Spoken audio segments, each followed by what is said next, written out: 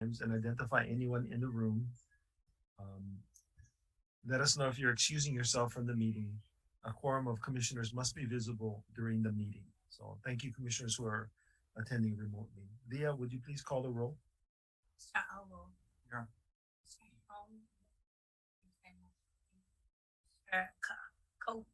Here.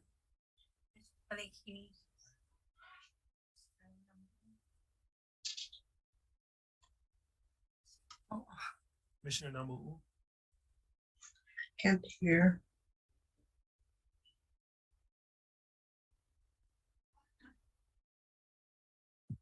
Commissioner Neves. Aye.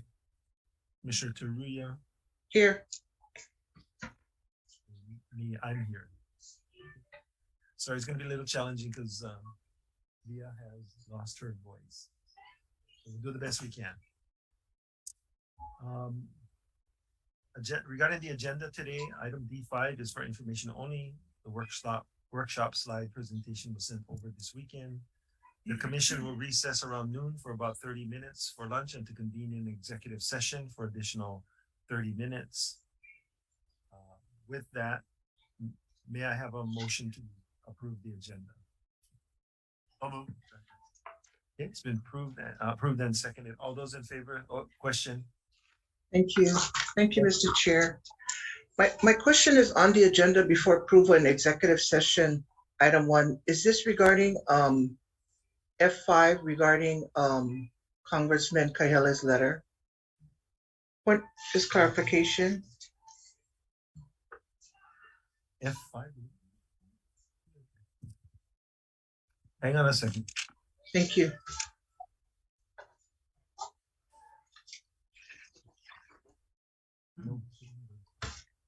It's in regard to the Attorney General's opinion regarding the 40-year extension. So that's what it refers to. Okay. On an F5 pass agenda item? I'm not sure. If you're referring to a pass agenda item, I don't have that agenda in front of me, so. Okay, further discussion then in executive session. Okay. Thank you. All those in favor of approving the agenda, say aye. Aye. Aye. Aye. Anyone opposed? Okay. Seeing none, the motion carries.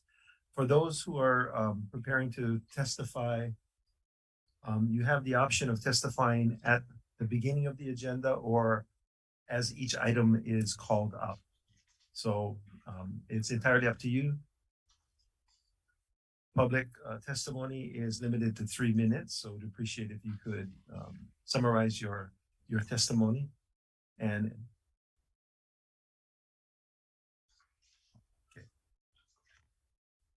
okay, so next step is to approve of the minutes for September 19th and 20th, and then October 4th, the special meeting. So September 19th and 20th, commissioners. We have a motion. moved. Moved and seconded. Are there any corrections? Just a comment, Mr. Chair, comment. Yes. Well, just wanted to thank the staff. These were really good minutes put together. Thank you to the staff who put them together. Thank you. We'll pass that on. Mike? Last meeting.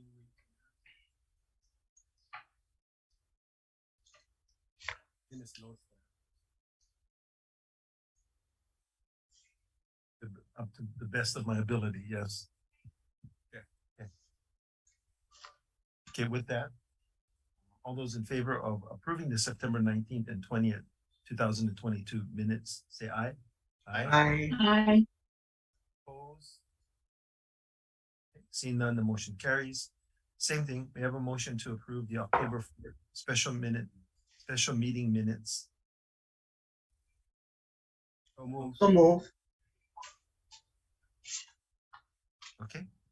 Are there any edits or suggested amendments? Seeing none, all those in favor say aye. Aye. Aye. Seeing none, the motion carries. And just for the folks in the audience, any vote that is not unanimous will have to go to roll call. That's why I ask, and I ask for opposition. So if we hit that, then we go to roll call.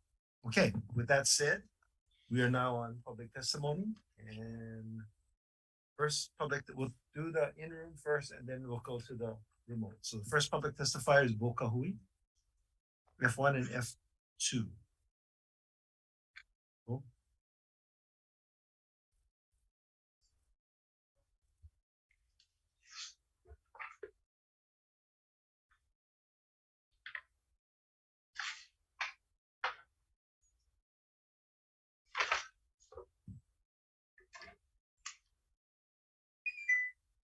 Yes. Aloha, Commissioners. Thank you. Appreciate the opportunity to present testimony. My name is Bo Kahui. I live in the villages of Laiopua. I'm a resident. I'm a beneficiary. I have worked with and founded Laiopua 2020. Founded the West Hawaii Community Athletic Corporation, both of which are nonprofits. In 2006, I founded the Laiopua Community Development Corporation, which was a part of the Kuhio Plaza initiative that was presented at that time, in which the department gave community groups the opportunity to develop their community as they saw as a part of their growth, as part of their plan. With respect to F1 and my testimony, I've been before the commission many times regarding F1, the annual renewal of right of entry permit for the Big Island. And lease number 473 of 2,250 acres and lease number 610, 5,000, both of which are pastoral lots. I have a pastoral lease now with this department that is going over 38 years. And unfortunately, well, maybe fortunately, I think for those that are seeking a home in the homestead, that became the commission's priority. And what sort of went sideways in my estimation was the pastoral and agricultural program. So I stand before you today with some reservation about the extension of these leases, because I've been waiting 38 years for my pastoral lot. I don't see why we continue to do this year after year without making some offering to me or my ohana that wanna do pastoral ranching. I passed and attended the requisite farm ranching certification almost 25 years ago, under which the department required us to do that. I stand before you today on the record that I have reservations about these extended leases without considering not just myself, but others in the pastoral program. With respect to F1. We got about a minute more, so.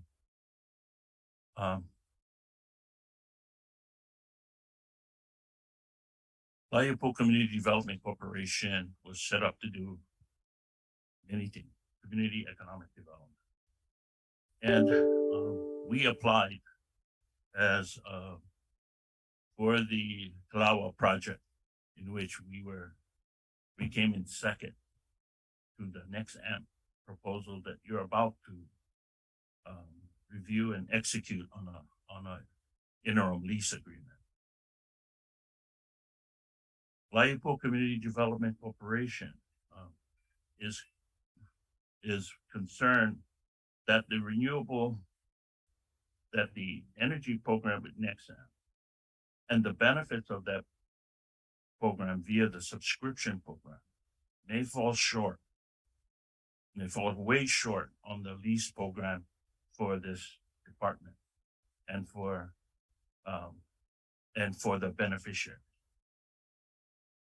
We were clear on the subscription program from HECO that was subject to the PPA agreement. So the fact that this was an extensive development program, well over $40 million in our estimate. I'm gonna ask you to wrap up, Bo, because we do have a lot of testifiers. Okay. We believe that the next AMP program and their subscription program may fall short in the department's lease option program. We also believe that that in their proposal and request,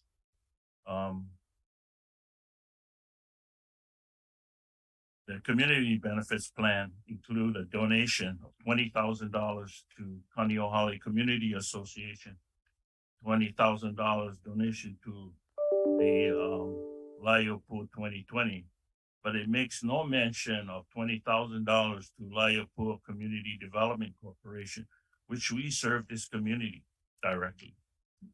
And more recently, we served the Village for a community that was having problems paying $1,500 for their water bill.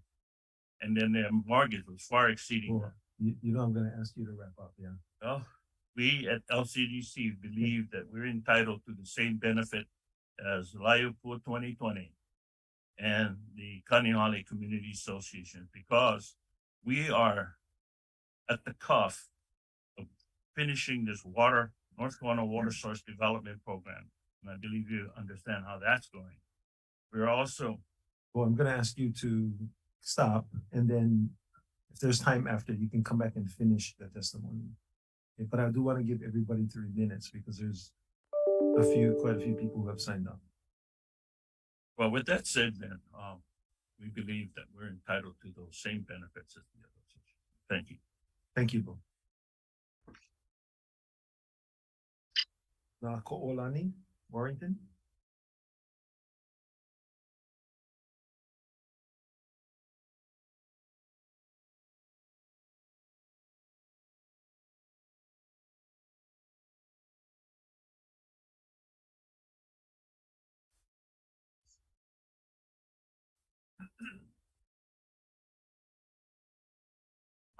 Aloha kako. My name is Nako'olani Warrington, a beneficiary from Pane'ewa, here to address Agenda Item 3, Executive Session Number 1, Discussion on Request to Extend General Lease Number 202 to Prince Kuhio Plaza. I'm here on behalf of our hui kupuna for the mo'opuna in strong opposition to this extension. You should have a copy of our written testimony submitted last week, and I'm here to read our testimony into the record. Mahalo.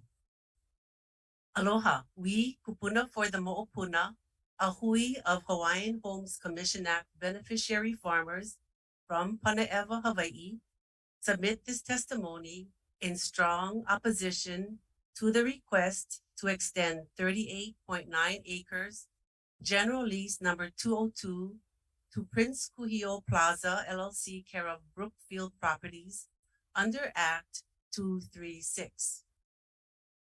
Act 236 became law without the governor's signature on July 6, 2021, authorizing leases that violate the state's fiduciary obligations under the public trust and public land trust, leading to the alienation of public and ceded lands.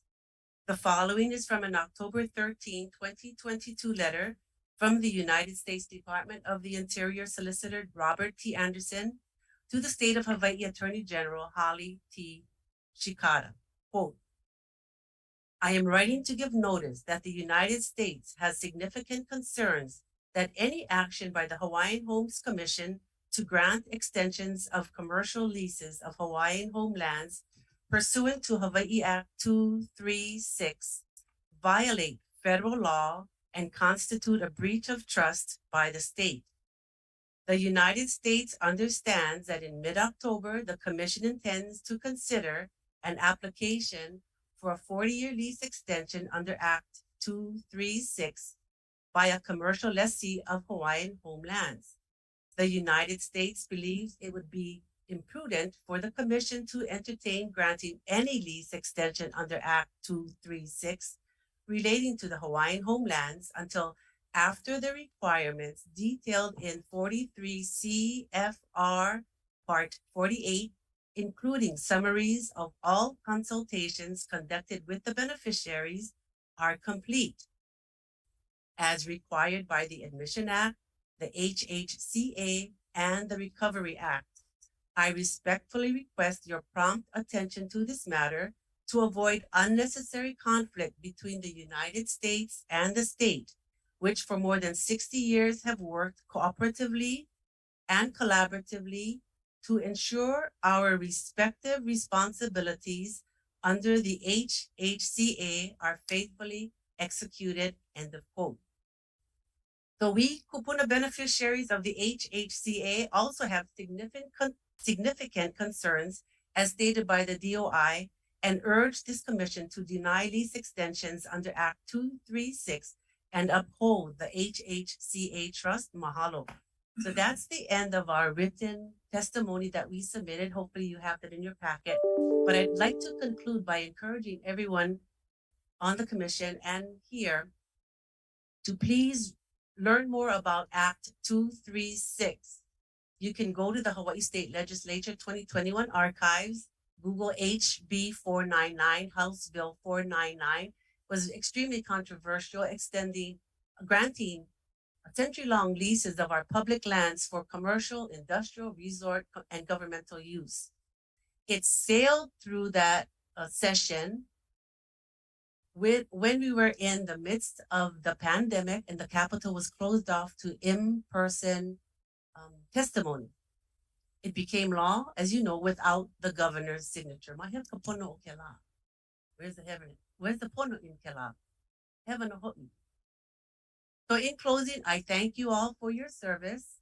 And I repeat, please deny any lease extensions under this act, uphold the HHCA trust, and protect our lands for the po'e.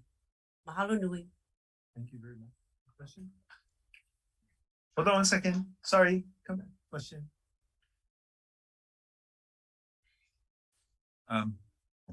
Alamai, I was looking for your written testimony, so I kind of momentarily lost track of your mana'o. Hi.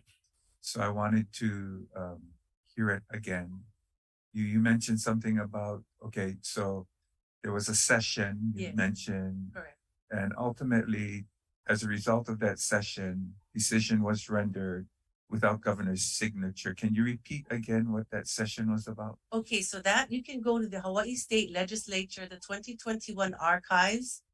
And when you pull that up, enter into whatever number, HB 499, HB 499, extremely controversial. And you will see, I actually have it right here. You can see who introduced it. You can see how it sailed through the legislature, but not without controversy. There were many lawmakers standing with the voice of the people. Of course, we couldn't not testify in person. The Capitol was closed. But you can go online and you can read the multitude of written testimony submitted in strong opposition. Strong opposition. It went to the conference committee. The committee of 5 affirmed it, sent it to the governor, and he allowed it to become law. As you know, if it's not signed by a certain date, it becomes law by default, which is what happened with HB 499 becoming law as Act 236. And now here we are. But aole pono, it was not pono. So did I answer your question? Yes, you did. Thank you. Mahalo nui. Appreciate. Patty? Yes, mahalo for your testimony. Actually, my question is for the department is that I see that this item is under executive session, and I'm kind of concerned that I'm questioning her testimony that was it in our packet, or did we get it emailed to us earlier prior to the October meeting? The attorney generals will present their information during the executive session. So no, it wasn't mailed out to you. Okay, so, yeah. And I guess I asked because she's testifying right now and I thought maybe we would have her testimony in front of us. Then it will be a little more valid to ask questions of the testimony, but, I guess we'll all wait to executive session, privately then. Mahalo. Thank you, Patty. Quick question, Chair. Yes. Was our written testimony received in time? We submitted it on Friday, and the gal said it would be part of your packet. When did we get it? Get it out on Friday. Yes, yes. Okay. Okay. Mahalo. Mahalo to you. Thank you. Mahalo again. Hello. Aloha. Next testifier is Yokepa.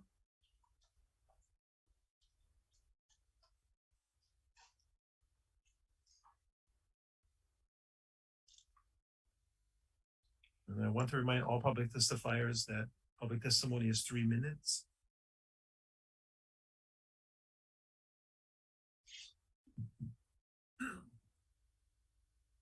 But like with Mr. Kahui, after we're done, I'll let you come back and present the balance. Yeah. So elegantly, okay, put it, with all these violations during the pandemic. These things are so atrocious. Who and how much of you guys conspired with this dumb beetle over here to go ahead and try to weasel this one in? This executive session 1 on HB 499 is the true essence of how you guys are leading our people in our community straight down the shithole. You guys wait for the pandemic to hit. Then you guys weasel. In fact, where is immigrant or Illinois? Yeah, where the lead campaigner? Where is she? I don't see none of these people in the crowd. Todd, right? All of these people who supported, championed this, right? They come talk to you, Isla. Talk to you guys. And they ask all of these, you guys want to give out these extensions. How much Hawaiian? Okay, we can't hear what he's saying. These commercial things. Yeah.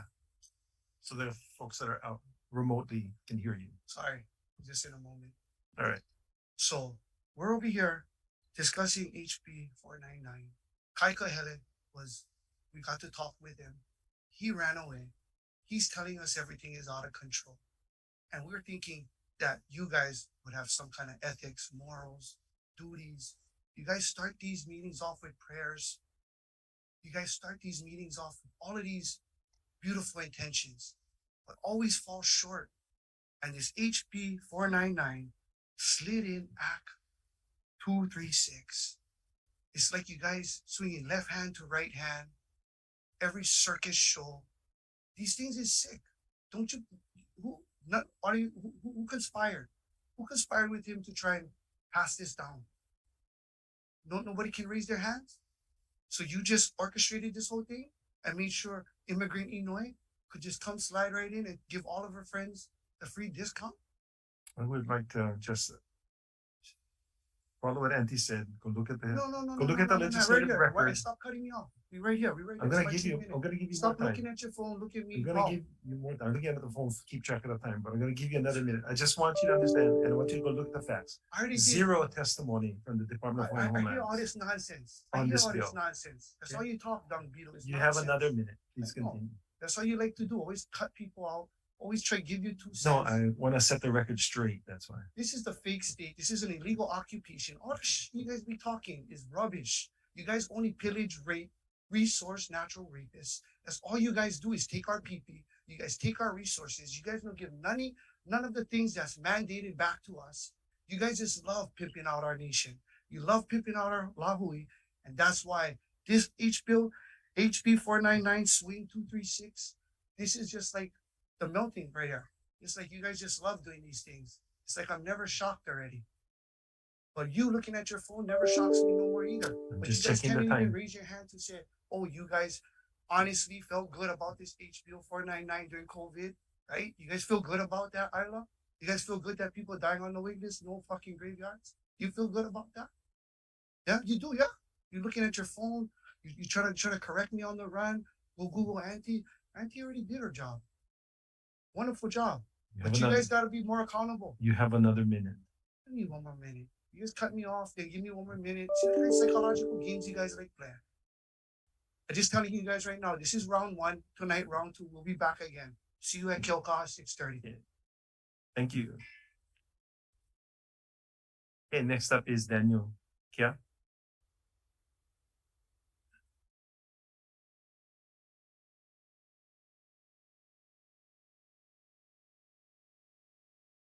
Hello, Wow. Chair. Hello, Commission. Thank you again for letting me talk on GL 202. So I represent Prince Kuhio Plaza. We are applying for a lease extension. I know I've already discussed with or presented at our last meeting, but I just wanted to remind everyone about the importance of Prince Kuhio Plaza in the community.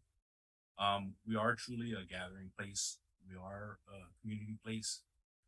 We hold a lot of events, being that we're the only enclosed mall on Hawaii. It allows for a lot of events. Recently we just had our breast cancer awareness on Saturday. Next week, Monday, we'll have a big trick or treating. We're also doing a food drive to bring perishable foods a day.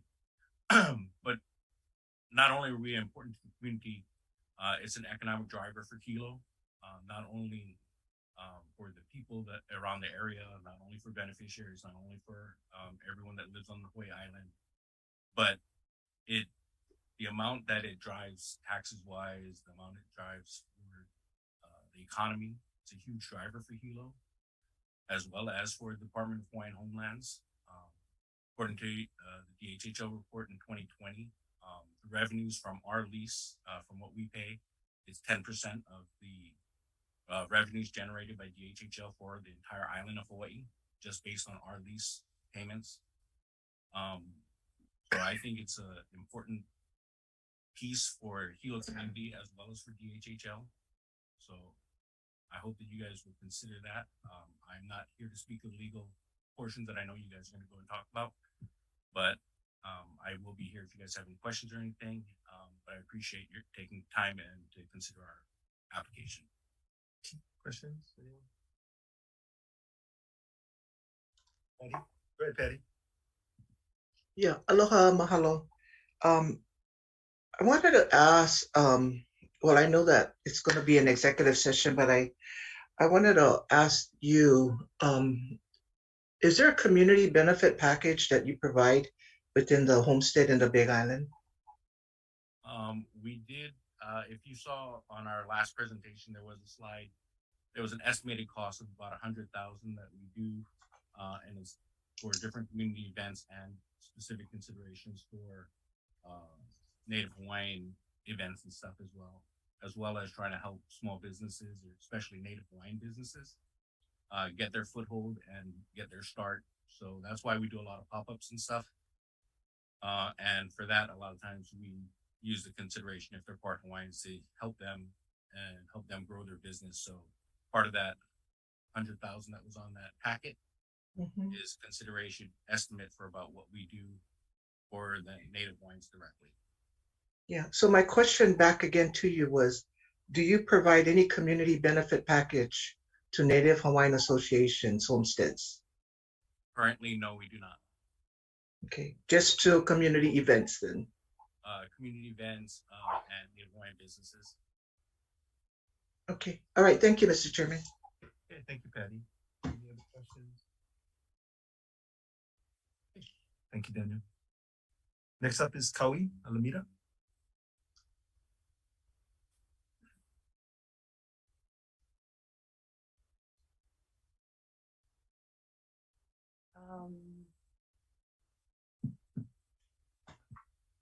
Aloha. Excuse me.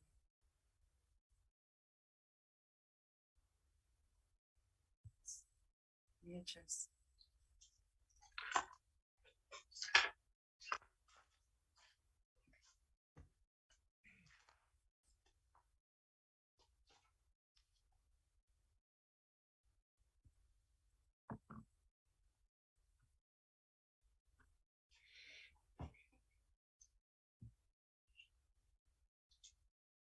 Okay, so I submitted testimony, aloha, as president of the PHHLCA representing 300 plus lessees. We oppose this agenda item, executive session. Number 3, executive session, because to date, and I just was looking through the agendas. I didn't realize that September was their presentation. But I wanted to state that I just found it, so, but I want to still submit this testimony.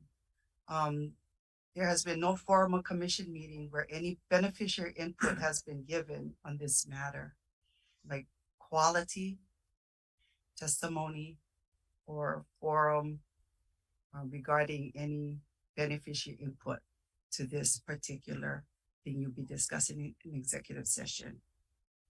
We recommend that this be tabled pending consultation with the beneficiaries, especially of our community, because I would like to go on to state that Patty, mahalo for asking that question, because we have never, ever received direct benefits to the community that has been impacted by the Prince Kuhio Plaza. I understand in listening to his testimony today that they give all this money to for different reasons. You know, when I'm not disputing that, what I'm disputing is that we learned in 1995 that when developers come into communities, they usually have a conversation with the community that they're being impacted on. And they usually provide something that the community needs, the one that's being impacted on. And then we go into kind of like a puka session. It never happened. And I also would like to input this, that the lease agreements between Department of Hawaiian Homelands and the initial, as stated inside of your lease agreements, is all done at that time. But there is no accountability for the next people that take the lease. What is required of them to continue this dialogue with the community that is being impacted. Inside of the lease agreement, there is a section that talks about that it always refers to the initial. One of the things that come up in that part of the lease agreement, a commercial lease agreement, is the fact that initially it has to be a native Hawaiian 50% owner of the corporation, either an individual, a company, or the association has at that time to take the lease. Why I'm bringing that up is because in the leases, it specifically states that you only need the native Hawaiian 7 years of the initial lease signing.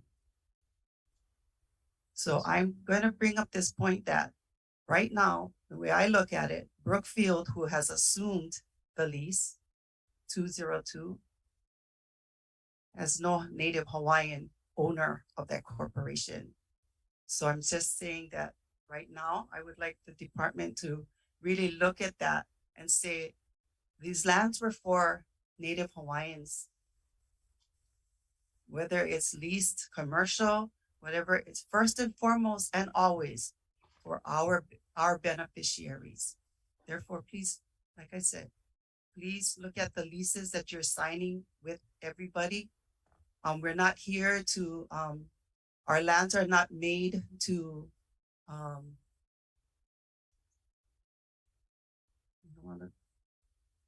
it's not made for everybody else. It's not made for everybody else. It's made for us. Thank you. Thank you. Okay, next up is Uncle Pat.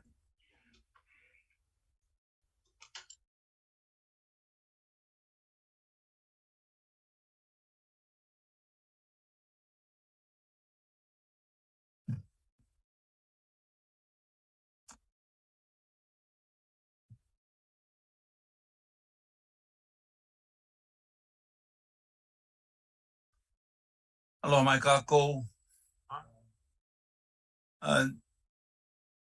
Mr. Chair and members of the Hawaiian Homes Commission, I am Patrick Hawaii Law, Native Hawaiian as defined pursuant to the Hawaiian Homes Commission Act as amended July 9, 1921. And as a,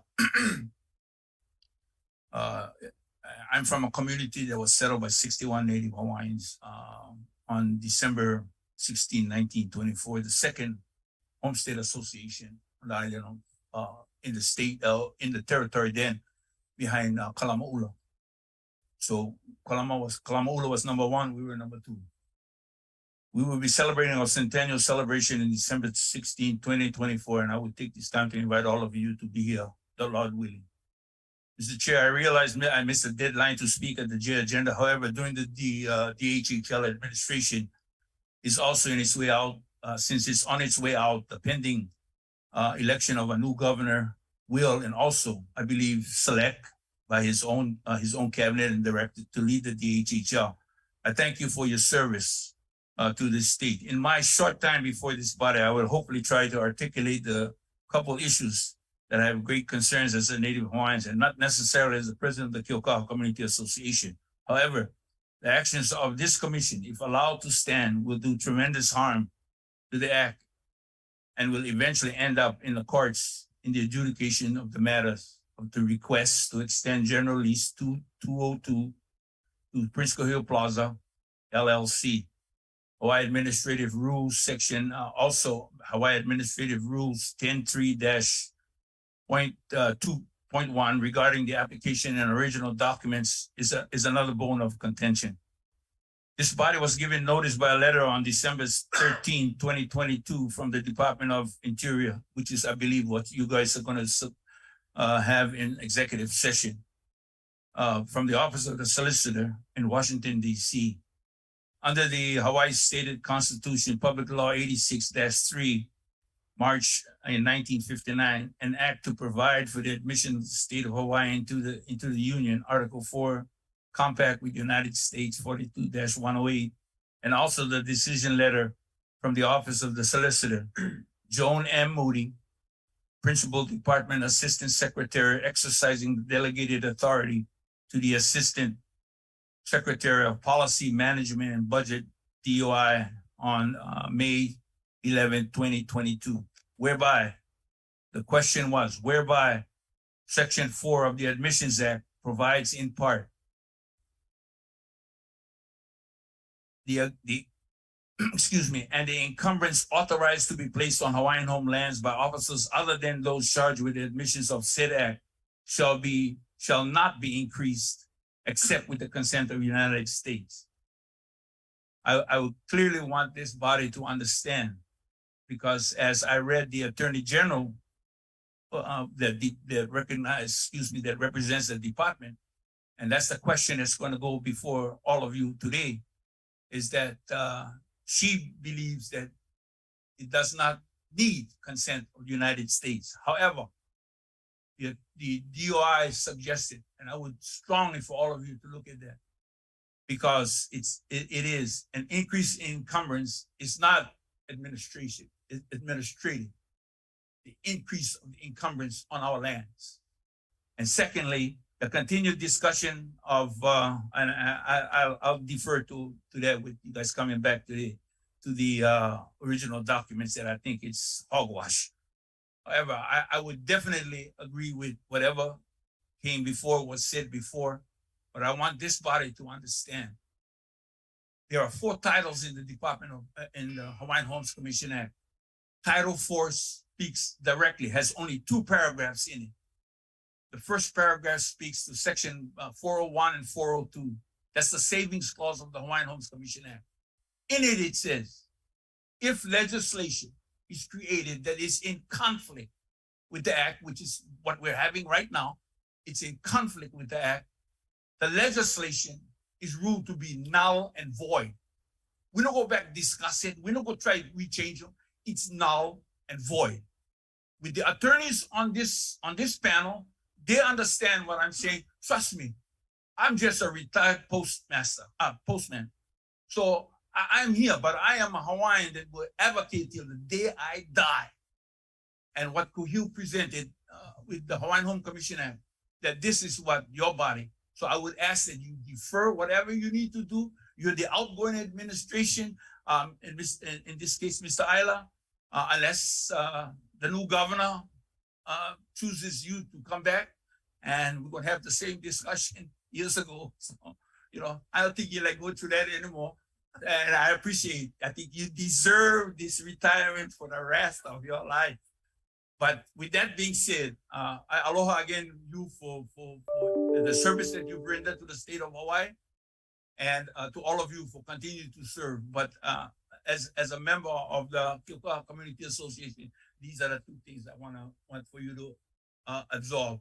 And that was especially to your attorney representing you today, who got to go out into executive session and look at the fact that we have a serious question on not casting dispersions on Prince Kuhio Plaza, except the process that was used was wrong. The process that was used is absolutely wrong. Thank you. Thank you. Your question?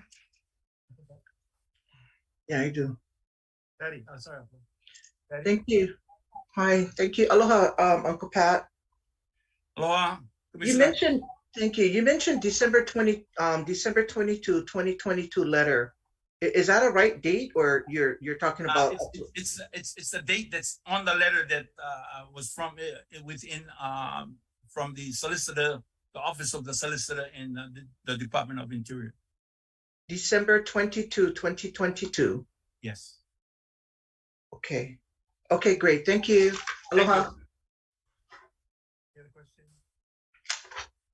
Seeing none. Mahalo. Next up is David Cooper. Is he online? There you go. Hi, good morning. Apologies, Chair. I wasn't able to hear you clearly. Morning, Commissioners. My name is David Copper. I'm a litigation director at Native Hawaiian Legal Corporation. Thank you for the opportunity to testify. Before I start my time, I just wanted to confirm if our written testimony submitted Saturday early morning was received by the Commissioners. No. Thank you. It is concerning because the policy says submit more than 24 hours prior, it'll be distributed. Seems like it didn't happen on this agenda item, the Prince Kuhio Plaza agenda item. We just put it up on our website. It's available today and can be found there. Let me get out my clock so I can start my time now. Okay, thank you. I wanted to urge this commission today to deny this request by the Plaza to extend their general lease. It's an important issue with a lot of implications that should not be hurried. And because of time, I'll just go into those issues. First is the extension would violate the law. The DOI sent 2 letters to the state about this extension and the act. The first was back in May of this year. The second was this past Friday. You've heard some testimony on that by beneficiaries today. Those letters make very clear that the federal government and their attorneys determined that that act cannot apply to DHHL leases at this time. We reviewed their analysis, it looks sound. So that means that there may be a want to talk about whether the Plaza is a good tenant, whether this extension is a good thing, but it would be illegal at that time and it can't be a good thing to violate the law. So it's not something that should be considered.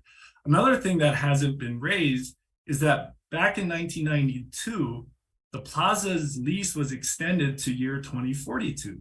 As a condition of that extension, the commission mandated that no additional extension could be considered.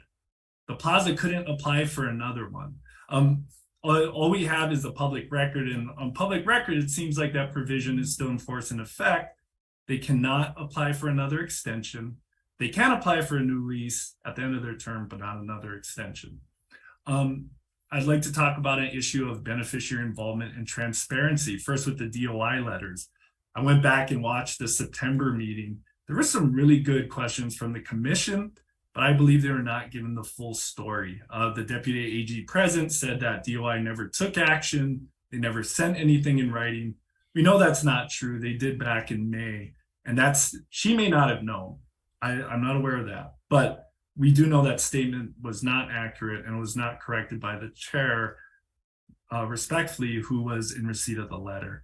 I want to respond to one thing that was said by the chair earlier about Act 236. Yes, DHHL took no position on the act, but that's actually a bad thing because the beneficiaries should know what is the department's position, and then they could weigh in. Because after all, we're all here for the beneficiaries. I want to talk briefly about the submittal for this item, which I believe was F5 last month. It was incomplete, did not talk about the May 11th letter, did not talk about whether beneficiaries were consulted on Act 236 or the extension, didn't provide the lease documents, at least publicly, didn't talk about the prohibition on new extensions, which this request seems to violate, doesn't talk about fair market value of what the property is. And last point is that this extension really is not in the best interest of your beneficiaries. Even if you could extend the lease, this is not a good decision. We know the lease was made back in 1973. It's old and antiquated. Not that things from 73 are old and antiquated, but at least leases are. It's not a good idea to lock something in for 105 years because then you're stuck with the terms, right? That's what we're talking about. We're not even at whether having a mall or commercial operation is a good idea. We need to be flexible. No one knows what the needs in the future will be. Maybe trust income is not a problem. Maybe we have all the money we need, but we don't have enough available land. Should be able to pivot. Well, maybe you do need a commercial venture. Well, at that time, the plaza could reapply for a new lease. It could go to competitive bidding. The trust would benefit from market competition. The leaders of the community could determine the terms that will benefit the trust, like having quotas on beneficiary-owned businesses, economic development, requiring or encouraging employment from the Pana or other homestead communities. There's so much that could be done, right? And that's the idea is there has to be good management, and locking something in for 105 years is not that. And we do have to recognize the elephant in the room. Thank you for the time. The plaza is owned by a $750 billion corporation. I'm going to ask you to wrap up. Thank you. We think of the mall as local. I'm from Hilo, I know, still get pizza a la slice, right? But it isn't, and we're seeing the influence that happened in Act 236 in here. I hope our testimony provides more information and gives you the whole story. Again, it will be available on our website, and I am here to answer any questions. Thank you so much for the time. Thank you. Commissioners, any questions? Oh, I have a question. Patty, go ahead. Thank you for your testimony. Appreciate it, Mr. Cooper. To the department, did we get to have this testimony in our packets again? Again, it's in executive session. You will be provided with the documents at the time of the discussion with our attorneys. I'm sorry, can you repeat that? I couldn't hear you. It will be presented to you at the time of the discussion with the attorneys. Chair, I think she's asking whether this gentleman's testimony is No. Well, I'm asking because it's helpful. Well, I'm speaking on my behalf as a commissioner to have documents in front of me, whether it's executive sessions or regular session, then I can understand when someone does come up to testify openly that these documents, that I have enough time to read it. I mean, when we go into executive session, I'm going to again mention that all these documents and testimonies are going to come to us. It doesn't give us enough time to go through these documents and having lunch at the same time. So I, as a commissioner, do have concerns in receiving my documents ahead of time and understanding these concerns from the community. I think it's quite important. So I just wanted to make mention what documents that I'm missing and be prepared when I get into my meetings. So thank you so much. I guess I'll wait again. Thank you. Yes. Thank you, Patty. I just was informed that it was put in the cloud folder. So all of the commissioners have access to those documents via the cloud folder. Okay. I also, David, I want to respond to one comment real quickly. The May Department of Interior letter clearly stated that this was not an official secretarial review. So my statement was correct at the September meeting, given that sentence in the May letter from DOI. So thank you very, very much. I just want to set the record straight. Thank you, Chair. I was referring to the AG's statement that nothing was submitted in writing, so which appears to be accurate still, or inaccurate in light of that letter. Thank you. Okay, thank you. Next is Ainaloa Ioni, online. Good morning. Aloha. I Aloha. can't start my video. I'm not sure why it says unable to start video, but it's okay. Can we hear me? Oh, there we go. I got a button. Okay. Aloha. Aloha. Aloha. I'm here today to eagerly provide testimony for G3. It is for information only. It's a status update on the plan implementation in the East Hawaii region to the Hawaiian Homes Commission. This is a milestone for us in the Maha community as we will be a part of this presentation. It's exciting for us to be here in this planning part of the pipeline and for King's Landing to be, a part of the G3 presentation today. We had our first successful meeting with the group G70 and are really eager to work cooperatively with them. I have one concern that I'd like to bring up with the commission today, that when we work and when the group starts to bring the people into King's Landing to begin the assessments, that we are in need of support or DHHL presence when they come in, because as you know, we still have non-Maha members who are not covered under our real soon to be authorized ROE. So I'm concerned about the unauthorized people in King's Landing being there when we have group G70 coming in to start the assessments, because we want it to go smoothly and we don't want these groups coming in and then having some form of resistance and then not being able to complete their work. And second, I want to ask where we are in January 18th and 19th, the report of the Provisional Investigative Committee on King's Landing that was sent to Maha and then was then voted on in February. Recommendation number 4 reads, I'm gonna bring it up. The committee will further recognize that there are several unique issues related to how best to proceed in this intervening period between the present situation and implementation of a longer term land use. And in there, they recommend the new investigative committee, a King's Landing Phase 2 committee, and that the focus will be to investigate, discuss, vet, and recommend the best course of action to address the issues associated with transition that may include the term of new disposition, enforcement roles and responsibilities, mitigating existing environmental concerns, and what I'm most concerned about is the use of undivided interest lease as an interim step. So it was in the recommendation and it was voted on. So I'm here to ask where we are with the second phase of the investigative committee and the discussion of undivided interest while we go through this long land assessment. Dad turned 71 on Friday. And I'm actually very sad to report that we had another Maha member pass away within the last month. And so undivided interest is something that will really help settle us as a community as we go through this long process. Mahalo.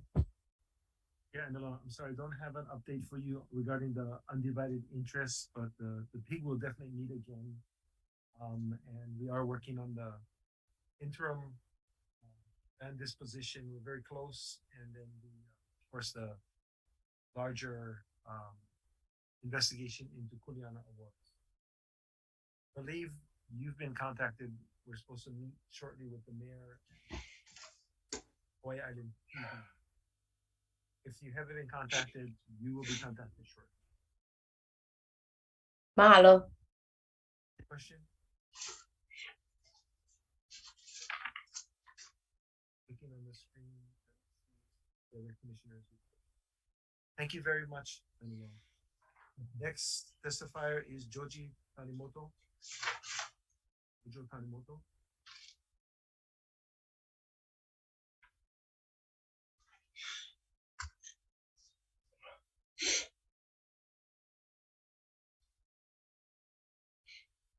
Jojo, can you open up your camera and unmute?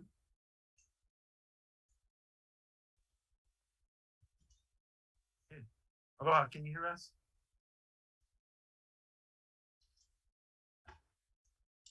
Do you need to unmute, Jojo? Yep, I'm here. Okay. Can you hear me? Yes, we can. Thank you. Yeah. Okay.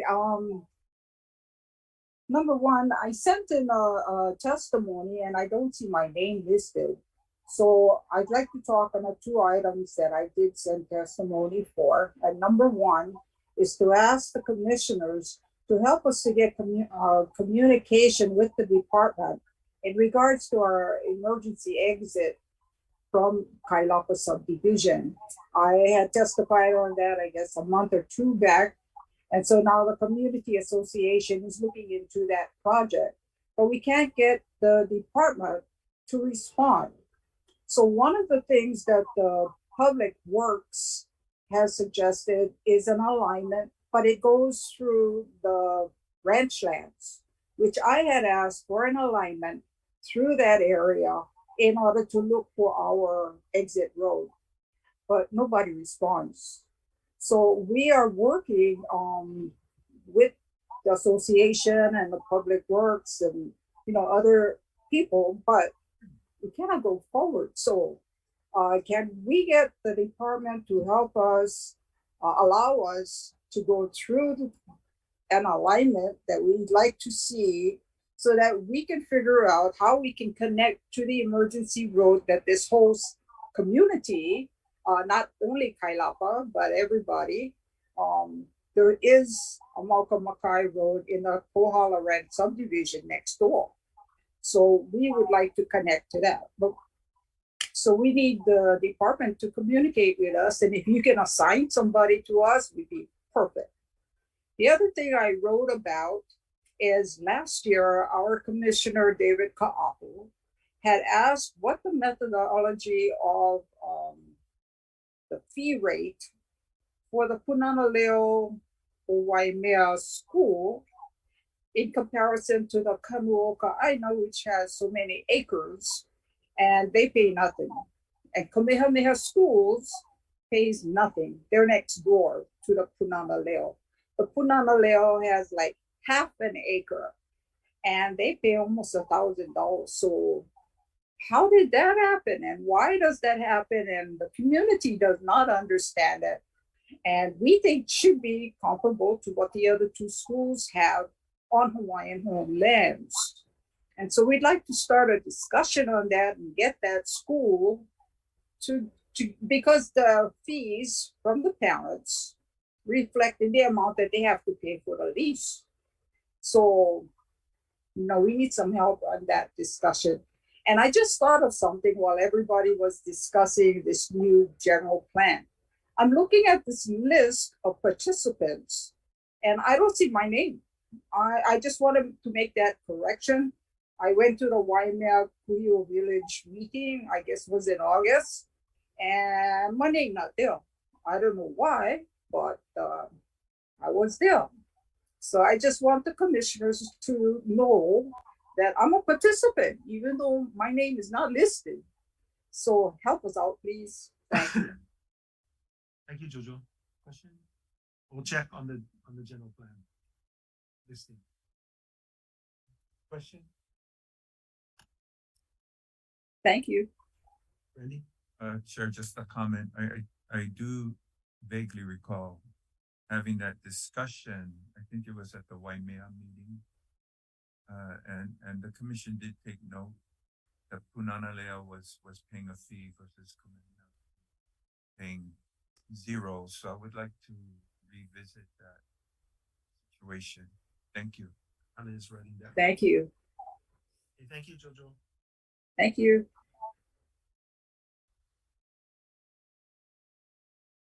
Last call, anybody wishing to testify? If not, then at the beginning of each agenda item, you have that opportunity. We'll go to the consent agenda. One.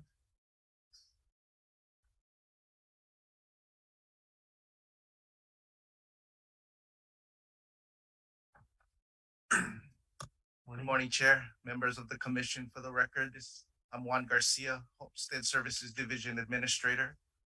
And HSD has 10 agenda items for your consideration this morning, namely D2, D3, D6, D7, D8, D10, D11, D12, D13, and D14. Have a motion to consider staff recommendation. Second. Moved and seconded. Commissioners, is there any consent agenda item that you would like to discuss outside of the consent? Patty? Thank you, Mr. Chairman. Hi, Juan. Thank you. Aloha. Good morning, Commissioner. Juan, just for clarification, under D6, is this all just applications on transfers?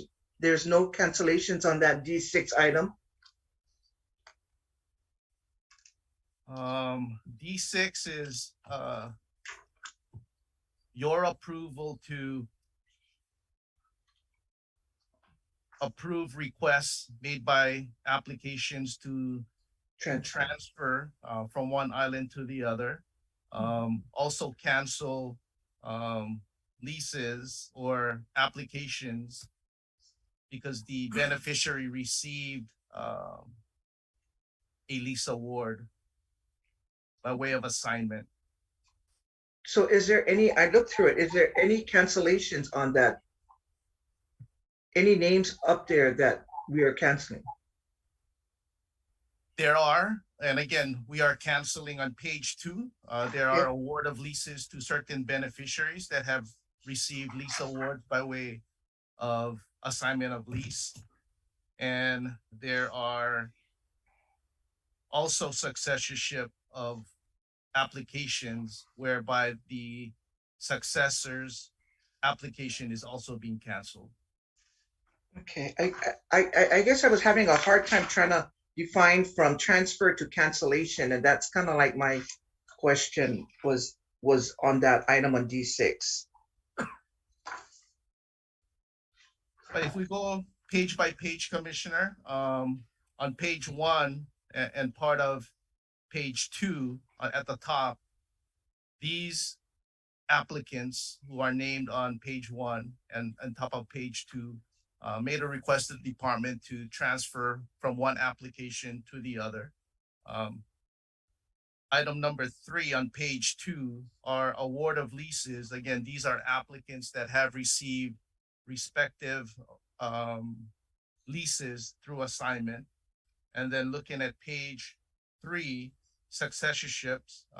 Again, these individuals received or they succeeded to an individual's application or applicant on the wait list, their position on the wait list.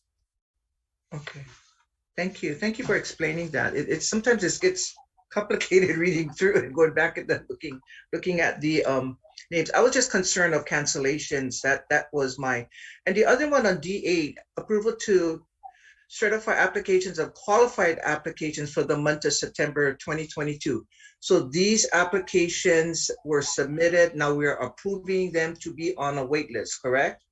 That is correct, Commissioner. This Okay, is so based on the policy that was approved by this body. So they have 50, they have 50%, they're on the list and they're all okay.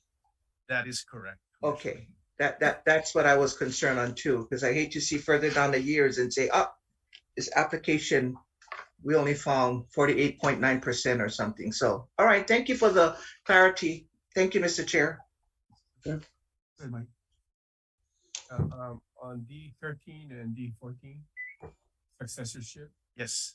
So I just wanted to confirm that these beneficiaries that are in line to be the successor, they're aware having to sign successorship? Yes, They we're are coming before you to get your approval before the lease document is drafted and executed by the respective designated successor.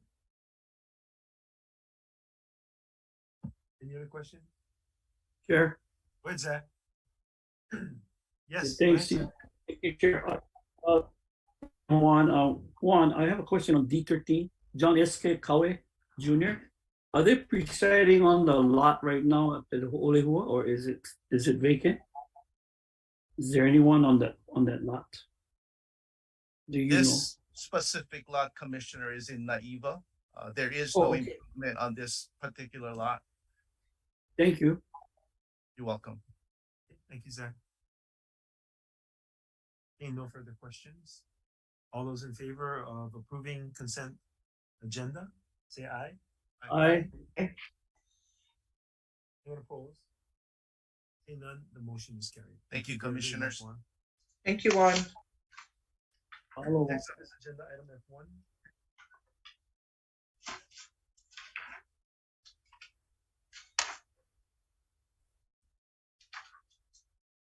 Good morning, Commissioners.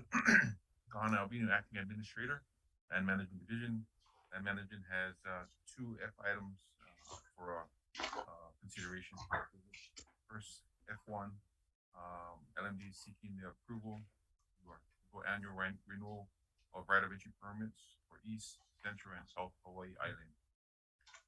You have a motion to consider staff recommendation?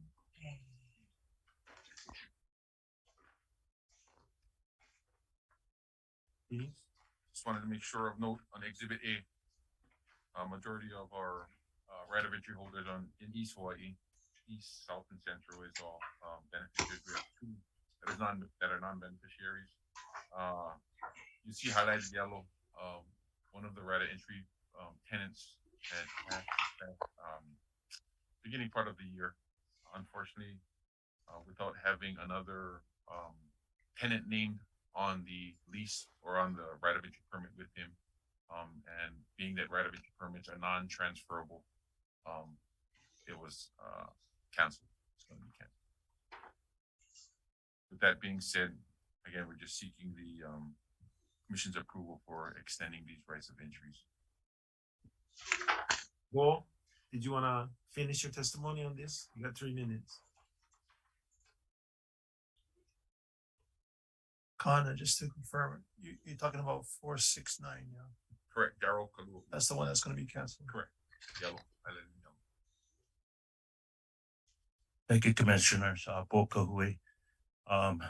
As a beneficiary applicant for Pastoral, I had earlier testified my reservations to these two leases that was aforementioned, in part because I've waited over 38 years for my lot and wasn't sure if the department or the leasing department were ever going to consider breaking up these large parcels for the benefit of other beneficiaries to get into ranching. And I know several other people that were interested. And I haven't given up my opportunity. I've spoken before many years now on my reservations related to this lease. But as a pastoral, I have a pastoral application since 1984. And I hope to pass that legacy on to my kids. That's the whole idea, right? Start to get involved in the program, do the best you can, pass that legacy on to my children. I'm gonna go watch Price. Thank you, Bo. Thank you. Commissioners, any questions? Kana, can you identify which two leases? They're the not highlighted ones. They're ones in white. You guys got color copies anyway. Numbers 481 and 692. Those are the two that Bo was testifying against. He's concerned. He wants to testifying with the pastoral ones. right that he wants to break up basically. Which are those on this list number? Is right it of entry 470? Specifically, I know, correct me if I'm wrong, both, right of entry 473, which covered 2,250 acres. And 610. And 610, which covered 5,000 acres, all in South Point.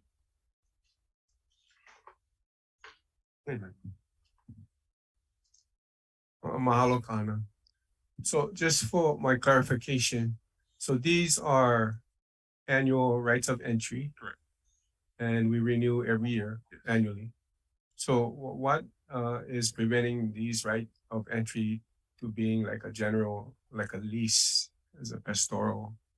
I mean, can you explain that?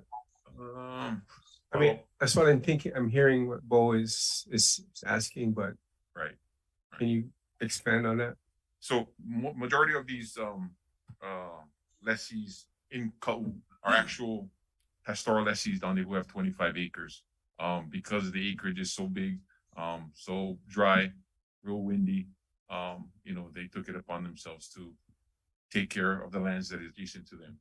Right. Until such time we have water, available to the property. It's always been in right of entries or revocable permits at that. Let me give you the other answer. The other answer is right now we're focused. It's been a priority to focus on residential lots.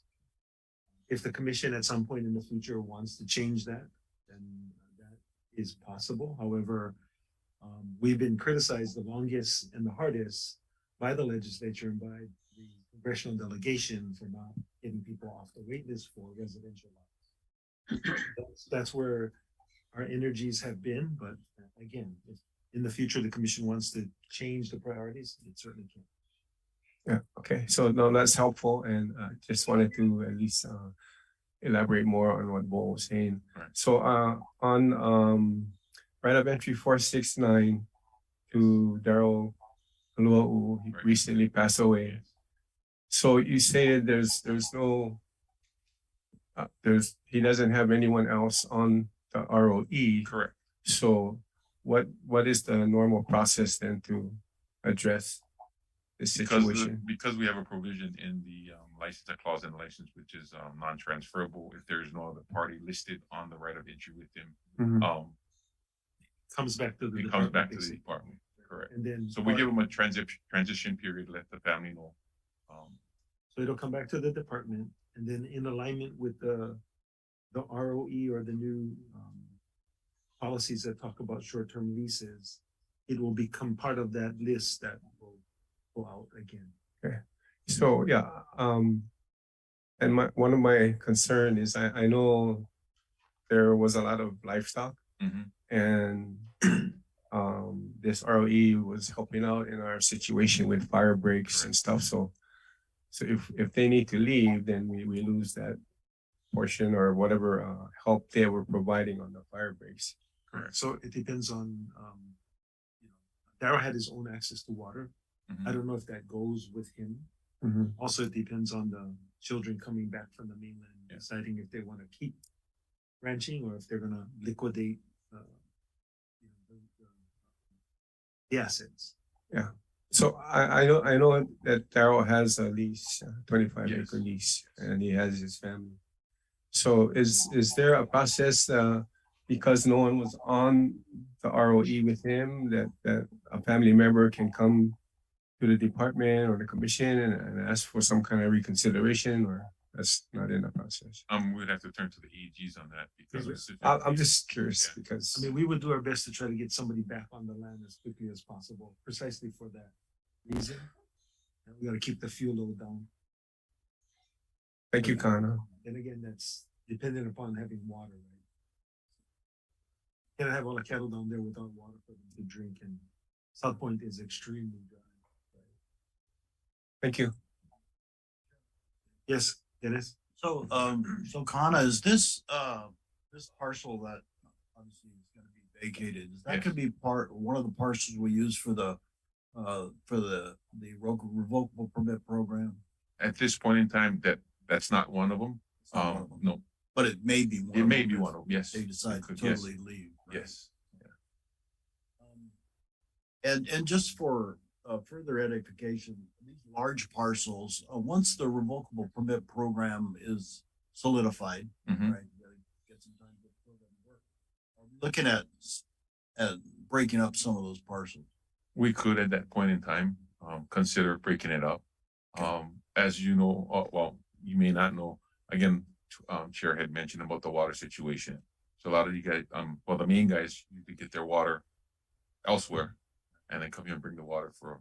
Yeah, just my point is that we leave that up to the beneficiaries. Yeah. Sort of like when you take on Kuleana, you decide you're going to move on, Right. You know, without all the amenities. So, you know, it seems like to me that, you know, Bo's testimony and others are concerned about, you know, it's like Kuleana, give me the land, let me worry about the water. Let me put together a hui to get water. So I'd hope that we are moving forward in that direction. Right. And then just for clarification too, on that general lease with 5,000 acres, Native Hawaiian General Services, he helps several Native Hawaiians. There's a program that he manages in helping Native Hawaiians cut up parcels, I think 100, 200 acres. Okay. So he has about 10 of them. Well, that's good. That's a benefit. That's a benefit, but there may be others that we can open up. Thank you. Thank you, Dennis. And I just want to clarify Bo's request. So he says he's been waiting all these years because he's been in for a pastoral lease, not on an ROE or prospectively on the RP when that comes out. But this property that's apparently coming back to the department, this is not suitable for being carved up into 25-acre pieces and put out for pastoral leases. It's suitable, however, there's no infrastructure. Right, so we would be awarding. Which means water. There's no water. Water, and if you cut it up, then you're gonna need roads to each parcel. Or access. You know, a crude road. So let me, if I can ask Bo, since you're still here, what's your thought on potentially having a lot that doesn't have infrastructure and may need a bunch of. After that question, while he's walking up, consider also the availability of staff to do this.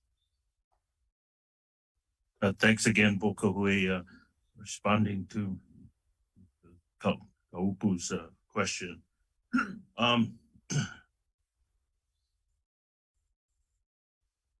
My inclination is to look at the parcel that would come up for, you know, as part of the process for issuing whether it's a right of entry permit or whether it's a general lease related to pastoral land. So I would take up the offer. I've done projects that I believe I can complement a pastoral lot. Water development, I've done that. In fact, I was working with Daryl and Kalamai. I never knew he passed away when we had talked about developing water down Kau.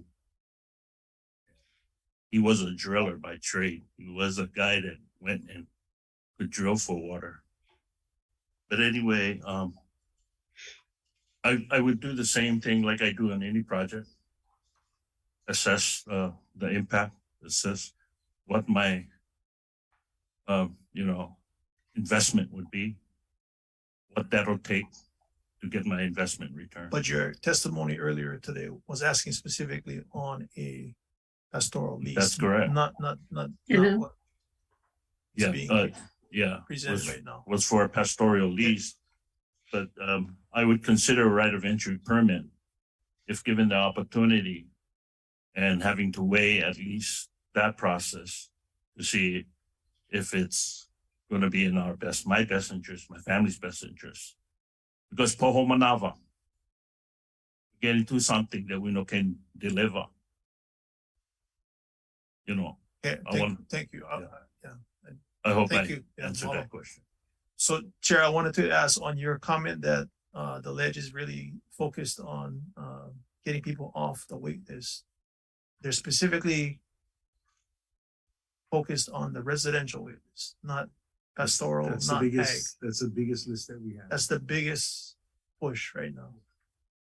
But those are subsets of or they're in rank order, 1, 2, 3. Residential, then ag, then pastoral, or they don't even consider those as well, right now progress by the department to get people off those lists. Right now, the legislature is prioritize getting folks off of the residential wait list. It's strongly suggested to us that that's where our resources should be. I understand that, but I would suggest that you and other pastoral and ag people waiting on the list will talk to your folks in the ledge and get them to change that. Yeah, put you on an equal footing with residential waitlisters.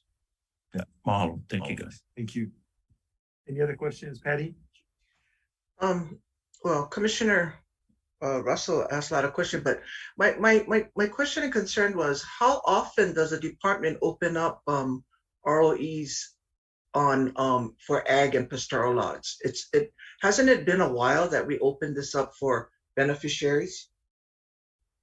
I'm not quite sure what your question is. So, how often do we offer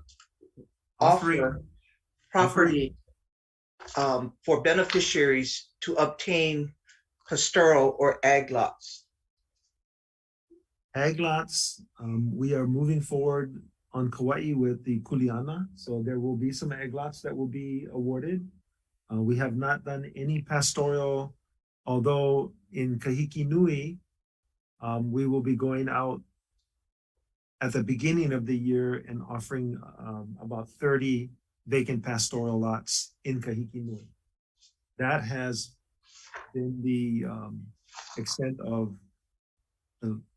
the agriculture lot and pastoral lot awards as long as I've been here, which is almost 8 years. Okay. Again, because the priority and the way that the funds are given to the department outside of the 600 has always been towards residential development. Yeah, and I understand that you said that a couple of times. We do want to get people out to residential, but I know in back couple of years, I think it was mentioned in 2019 or that is that people were also waiting to see if pastoral lots were opened up, and I guess that was my question: is how often do we have these ag lots and pastoral to beneficiaries offered? Thank you. The question? Dennis. Kanu, you mentioned that this number 610 was a general lease. No, not a general lease. It's a right of entry. Well, they're all right of entry. They're all right of entry. You mentioned there's no. Okay, there's no. They're all right of entries, and he's one of the programs that I mentioned earlier. Right. Has offered to help out. Maybe you're missing. Yeah. Thank you. Yeah. No problem. If there are no further questions, we have a motion that's on the table. All those in favor say aye. Aye. Aye. Aye. Anyone opposed? Seeing none, the motion carries. F2. Item F2, LMD is seeking the approval to issue a right of entry permit for due diligence purposes and conditional approval for general lease with 25 years with options to extend to Next Amp Solar LLC, a Delaware limited liability company to develop a solar plus battery storage project on 27.6 acres of Hawaiian homelands, tax map P number 373010, parcel number 7, and that's a portion of parcel 7 in Kalawa, Hawaii Island. Let me also bring up Michael Billette from NexAmp to introduce himself, and if you guys have any questions with regards to NexAmp's offer, you guys can ask them directly. Michael.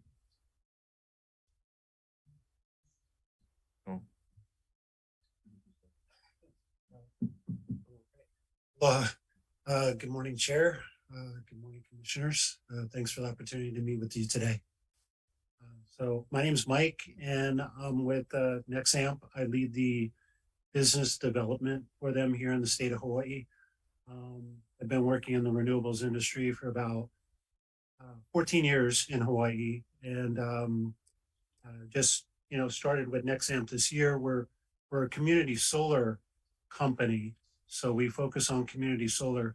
This particular project in the Kalawa area is for low to moderate income subscribers. So 60% of the project will be subscribed by low to moderate income subscribers. We're offering first right of refusal within the initial community, like surrounding the project area.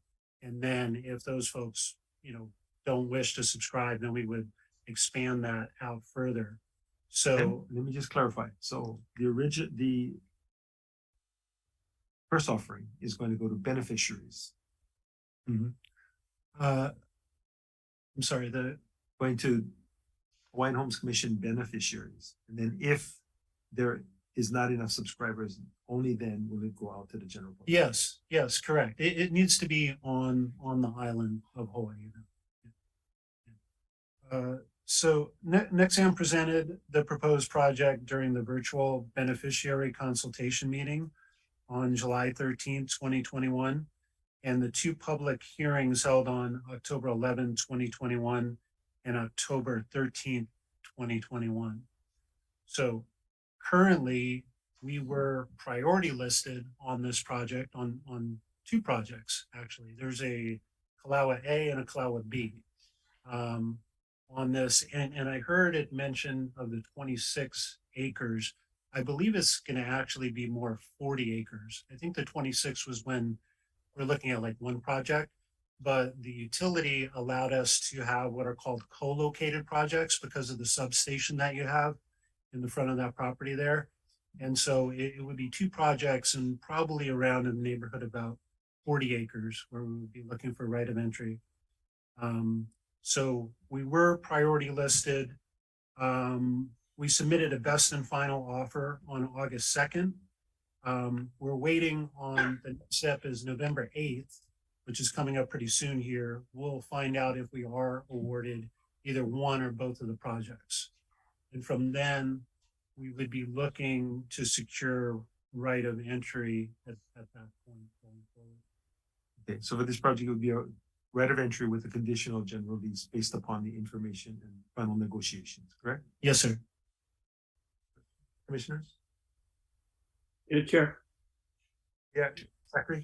I have a question. On your consultation meetings and also the other meetings, July 13th, October 11th, October 13th, Kahana or Chair, what kind of reactions did you have regarding the beneficiaries? Were they in favor of this project or did you have any opposition? Hold on a second, Zach. We're going to bring up Andrew. Thank you. Aloha, Commissioner Helm. Thank you for the question. When we had beneficiary consultation for the Kalawa project, the participants in the Kalawa beneficiary consultation meeting were supportive of the project, but they would have liked to see a little bit more benefits to the community. But generally, they were supportive of the concept of renewable energy, but they would have had like to see more benefits to the community. And also, I see that Julie's on now, so Julie might have additional recollection of the consultation meeting. How many beneficiaries were there at the meeting? We held the beneficiary consultation meeting virtually in July due to the pandemic. We had, I want to say it wasn't highly attended as some of our other meetings. I think it was probably less than 10. Okay, but thank you. I just need to know to make sure that the beneficiaries around this area did have an opportunity to testify. Thank you so much. Okay, thank you, Zach. The commissioners? I have a question, Kahana. Thank you, Mr. Chair. Kahana, I guess this is this. So, am I understanding that this is a ROE, which is a month-to-month right-of-way entry, and then eventually the request would be for general lease. Then it'll be converted into a general lease, correct? Okay, so when it's converted to a general lease, it'll come back to the commission so we know how many years the general lease will move forward. Actually, this is the approval on exhibit B of the submittal item. You'll see the project timeline. What is the timeline? What is the general lease requesting? So the general lease will, under number 3, will come in about October 2025. So the right of entry is for a 3-year, or actually a 2-year right of entry term. They have a option to extend a right of entry for a 3rd year. After the 3rd year, if everything goes well, the fee, the right of entry would then convert into a general lease at that point in time. How long is that from October 25 to how long is the general lease further? The general lease right now is for, I believe, 20 years. I'm sorry, 25 years. You see under number 5 on exhibit B. Is it 20 years? Is it 20 years or 25? 25. So I'm sorry, 25 years. Okay. And so October 2025, I assume that maybe let me see. In 2025, I assume that NextCap Solar's community benefit package will be available for the community homesteads. That's my understanding, yes.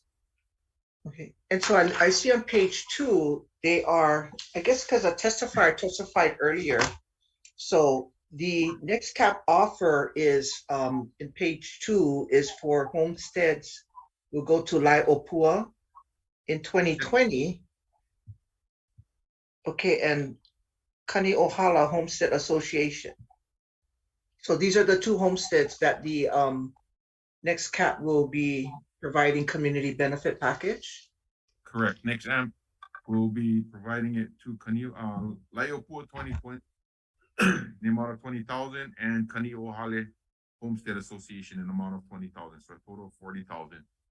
Initially, they had offered 20,000, and after the commission meeting last year in 2021, in which the commission had asked us to go back and work with NextAmp in getting something better, that's what it came up to be. Okay, that's a large donation. All right. Thank you, Kahana. Thank you, Mr. Chairman. Thank you, Patty. Mike? So for maybe Kahana or Andrew, this gets approved. How do we communicate to beneficiaries? What is the plan to let our beneficiaries know about being able to participate in this program? I could actually answer that, sir. So part of the requirements of the RFP is that we have a community outreach plan. And within that community outreach plan, we need to set up a website for communications. So we'll have a website communicating all of the information for the projects and providing updates on that. We'll always also be holding regularly scheduled meetings to update the community throughout the project. So the first one takes place upon award. Negotiations start like the end of November. And then we have 30 days to notify the public of a public meeting. And then we plan on having the first one in January. And then we'll be having one each quarter after that.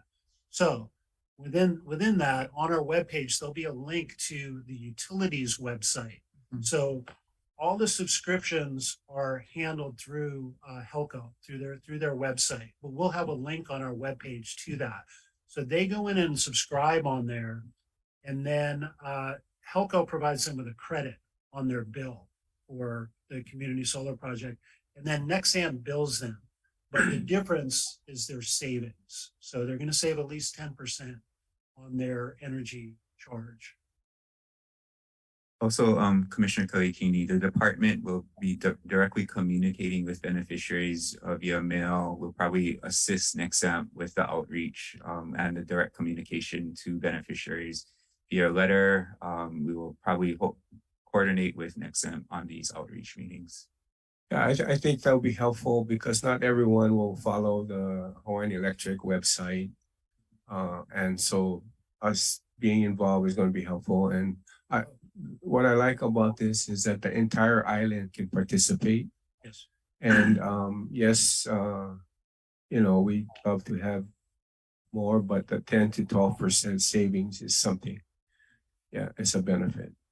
In addition to the other benefits with the lease and with the community association. So I think this is a fair and reasonable project.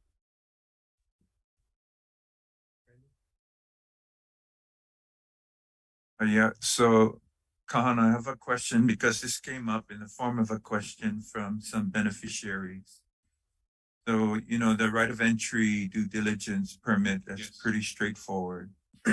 The conditional approval of a long-term license is what's come into question. So can you help? Because I know there's a similar situation occurring with another association in their efforts to create a private-public partnership to develop kupuna housing, etc.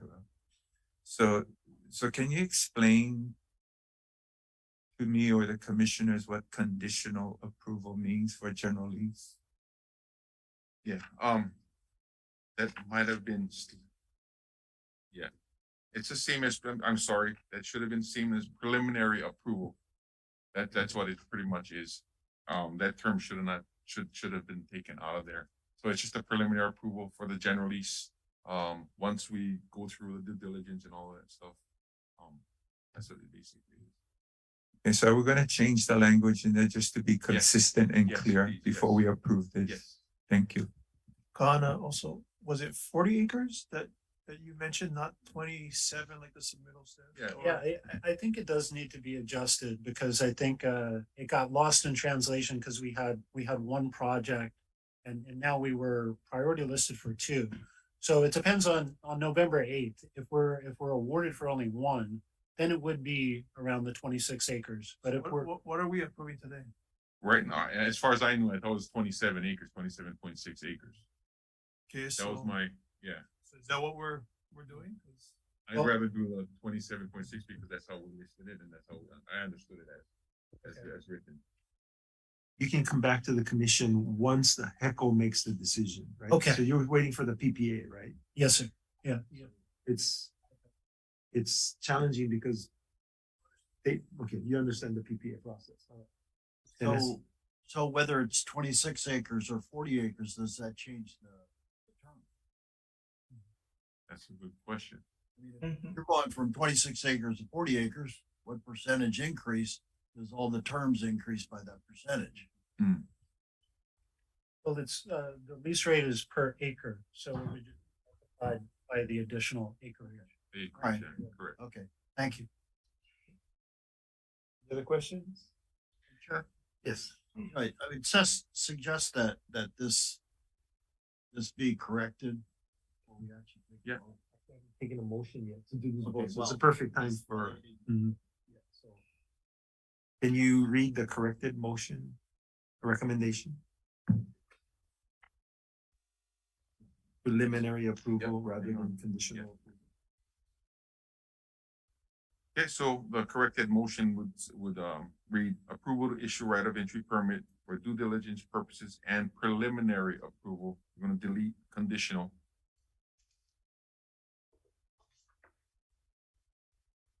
With options for a general lease in quotes for 25 years with options to extend to Nexam Solar LLC, a Delaware limited liability company, to develop a solar plus battery storage project on 27.6 acres of Hawaiian Homelands tax map P as noted there.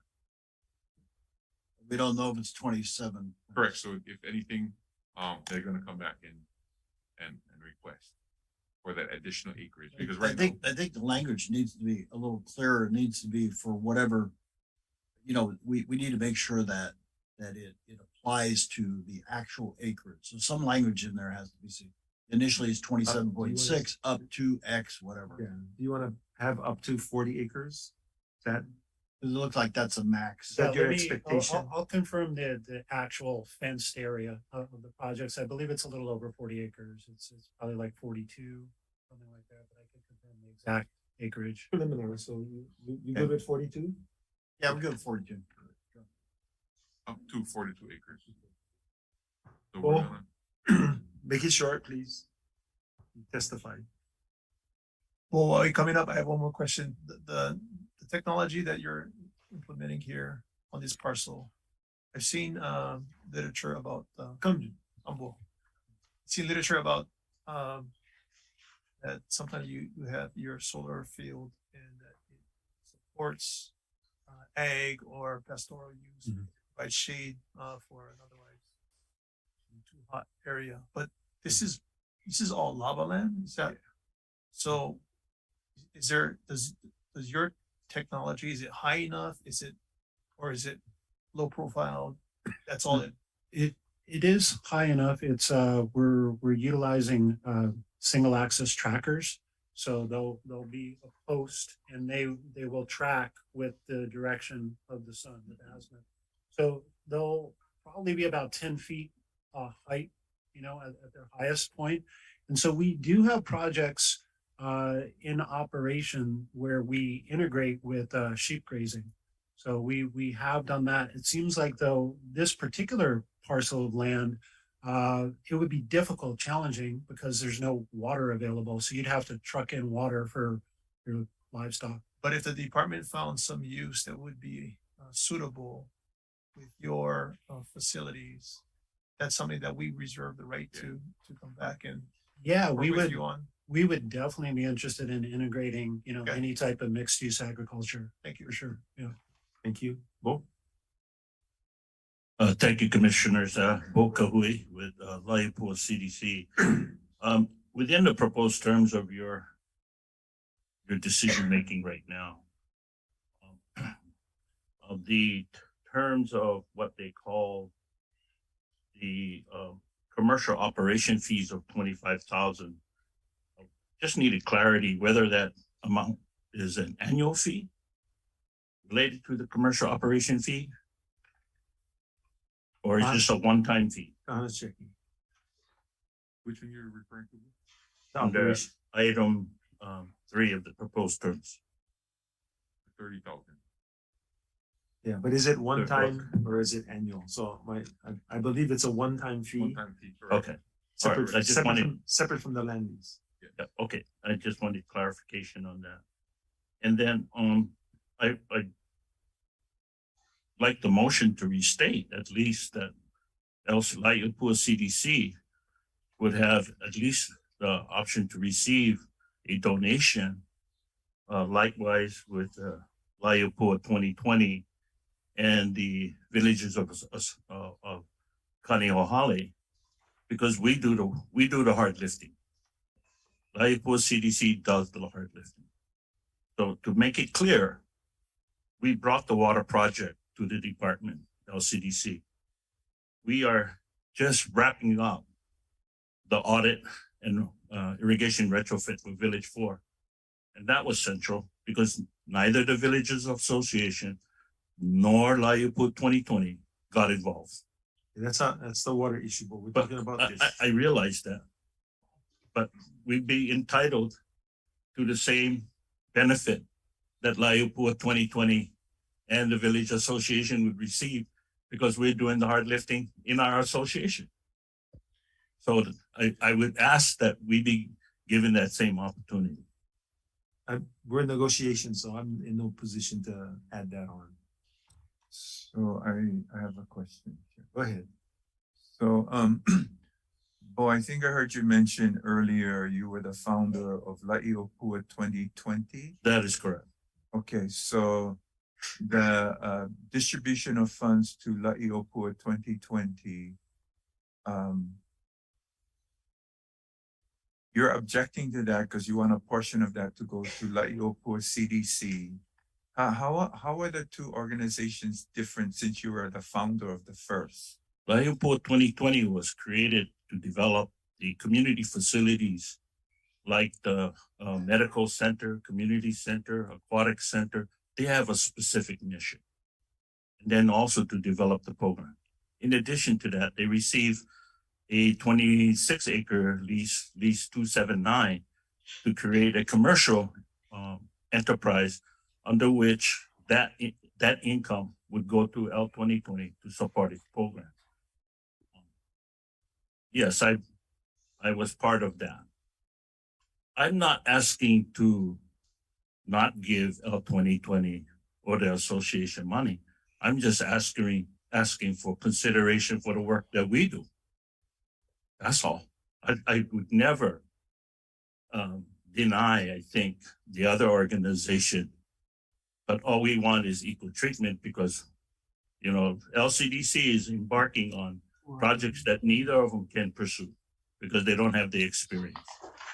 We're building the Village Community Park. We're doing the preschool facility. We're doing the senior daycare center.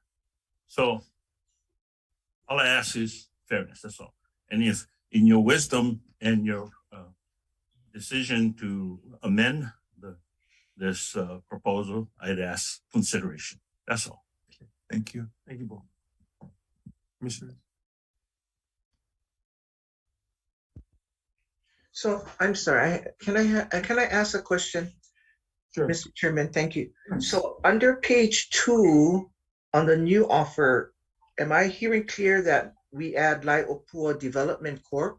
Is that what the discussion was about? That's the ask from Bo. To the number 1 on page 2. Correct. Okay. Go ahead. But the total is still 40,000. It's just being split 3 ways. Yeah. If we do that. So is it the developer that is offering that, or is it the department and the commission to say who the community benefit goes to? It's the developer that's offering that, and that was the proposal for the funds to go to these two named entities. Correct, but I don't hear anything from the developer. So is it us, Juliana, our commission, to say these community benefit package should go to here, here, and here? Is it? That was the agreement. Based upon discussions with the community, not the department. Right. Because we stay out of beneficiary. Yeah. Correct. That's what I thought. So is it, I guess for a point of clarification, because I've continued to hear that say, Mr. Chair, is it the commission's role to tell the developer where this fund should be designated? I just want to be safe. No, we do not tell the developer where the funds should go. We direct the developer, you should talk to community, and then they come up with a community benefits package. We stay out of it. Okay. So what I'm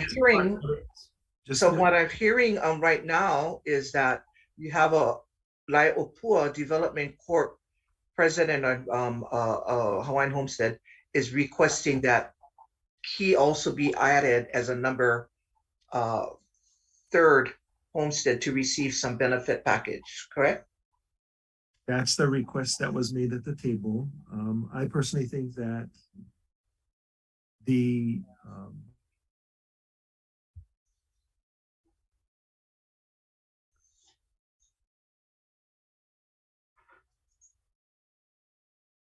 are we on freeze?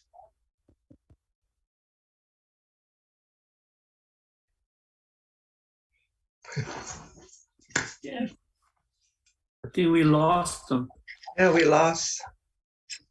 Yeah, it looks like it's on freeze. I'm on freeze. Because we can talk to each other, but we can't see the meeting. Yeah. Maybe it was a hard question. I don't know. No, but I think the technology needs to be Not paid among more attention to. the question. So no, we don't get involved in community benefits. That's between the developer and the community. My recommendation here is we not get involved. If the developer decides to do something later, that's up to them. Okay, I don't want to put you on the spot over here, but the motion before the commission, as read by Kahana, is open for a motion and a second. So the motion is to amend to delete conditional and add preliminary. No, we didn't have a motion put on the table. There was a recommended motion. Kahana read the motion that includes changing the word from conditional to preliminary. So that's the motion that's on the table. It's not amended. Okay, so that's the motion on the table, but you also added up, if I could finish, thank you. You said 27 acres plus another 42 acres for general lease, correct? We added, the motion hasn't been taken yet, so there's no amendment. I'm suggesting, and other commissioners have suggested, that the motion should read those two things. That is changing conditional to preliminary and up to 42 acres at this point, because we don't know what the decision is going to be on the PPA. That's the motion. But I need someone to make That's it. what I was saying. I have a question, Chair. So, Chair, given where we are now with the additional consideration to La'iopua CDC and deferring this back to the developer to reconsult with the community, is that an additional condition we should be imposing? It's if a commissioner wants to make that change or wants to make that part of the motion that's about to be made, that's fine. You heard from me what my thoughts are.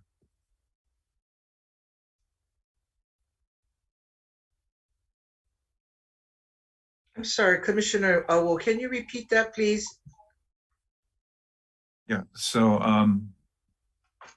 as a result of this, so a couple things. I do agree with the chair that the commission should not try to modify what's in here in terms of how the funding is proposed to be divided between La'iopua 2020 and Kani'ohale. That's not our decision to make. But the consideration that I think I heard was that if the developer wanted to go back and continue.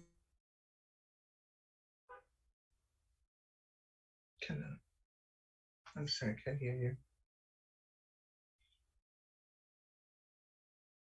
We got cut off.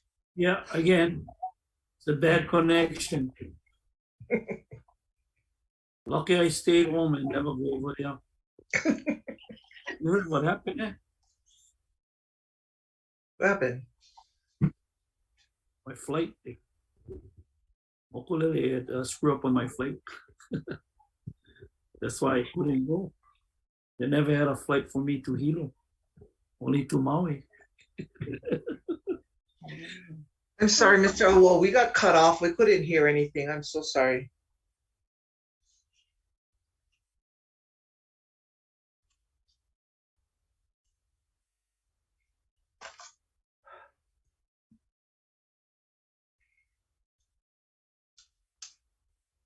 Maybe we should go to live stream. Yeah. Get down.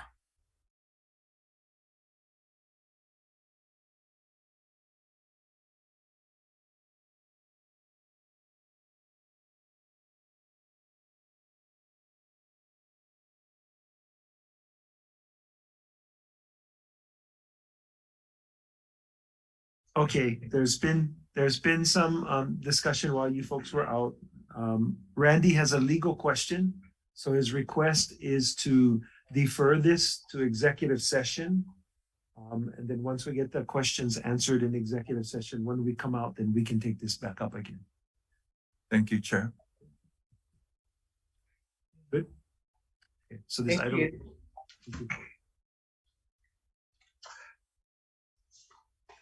Checking the phone. Are you ready, Andrew? We'll go for another 20 minutes and then we'll take a break that will go into exec session. So am I to clearly, because we got cut off so many times, so clearly we're going to defer this to executive session then, correct? That's correct. Okay, thank you. Thank you.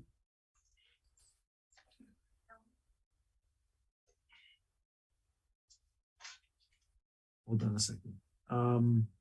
It's going to be deferred. Can you wait until after the exec session? Then we'll open that back.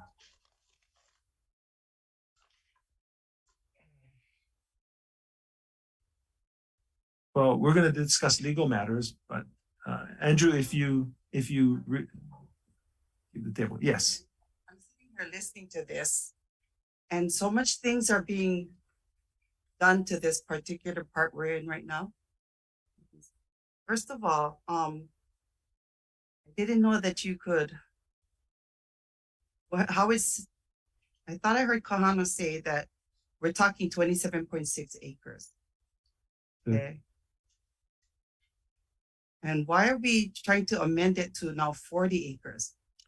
Because the gentleman has two projects within the area that's proposed to Hawaiian Electric. But he just brought that now, right? He just pointed out to us that if he gets the second project, then the total area could be up So to it's on 42 an acres. if.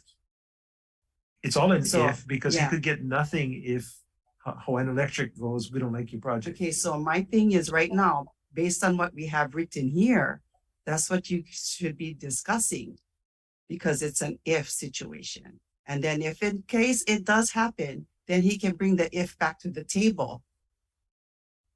It's a preliminary approval, which means that it can be changed, but the consensus of some of the commissioners was, if we're gonna talk about the PPAs, if they get both of the PPAs, then we should refer to the potential total area in the motion. Okay, so then we're talking also about monies to the community right now regarding this. So to me, if you get on 40 acre instead of the 20,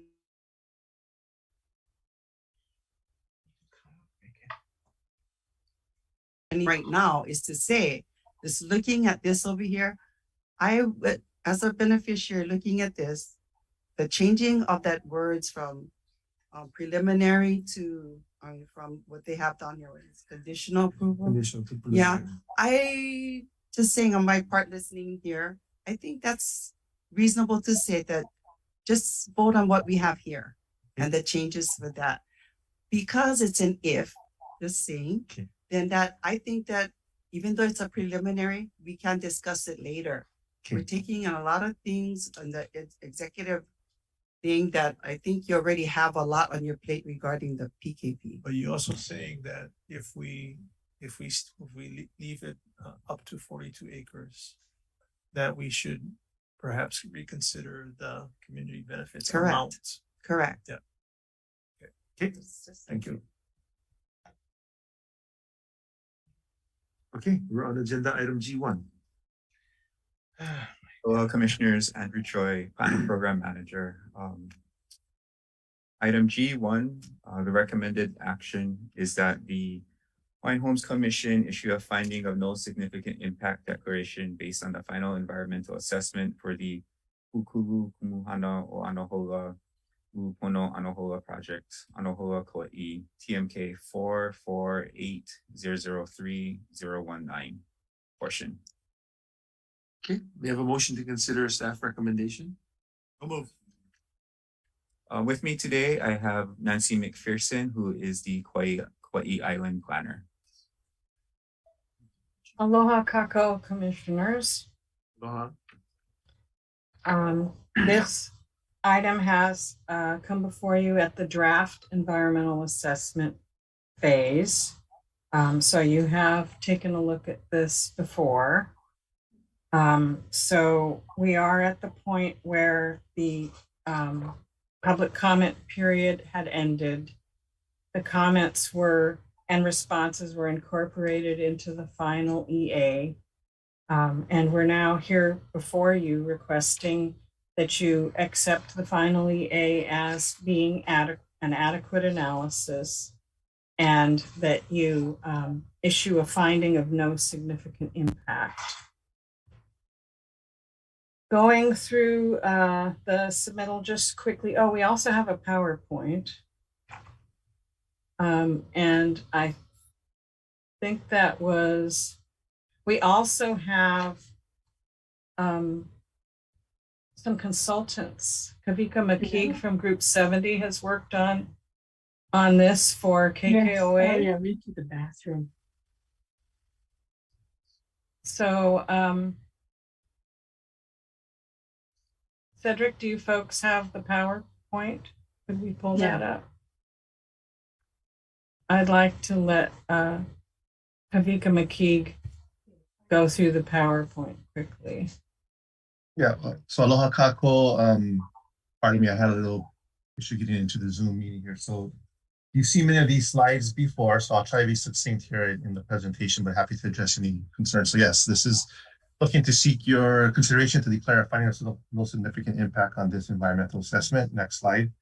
As a just a reminder that Keikoa's mission and vision is really it's compelled in a commitment to address the fact that this community has and continues to take on the kuleana to deter suicide through its preventative measures by empowering our kanaka, especially our OPO, through the providing access to AINA, providing access to opportunities to engage in the AINA that's meaningful, to really reestablish that pilina, as well as to foster and encourage a sense of relevancy through the practices themselves of working with AINA, having that understanding and a relationship over time, and to create a healthy, vibrant community.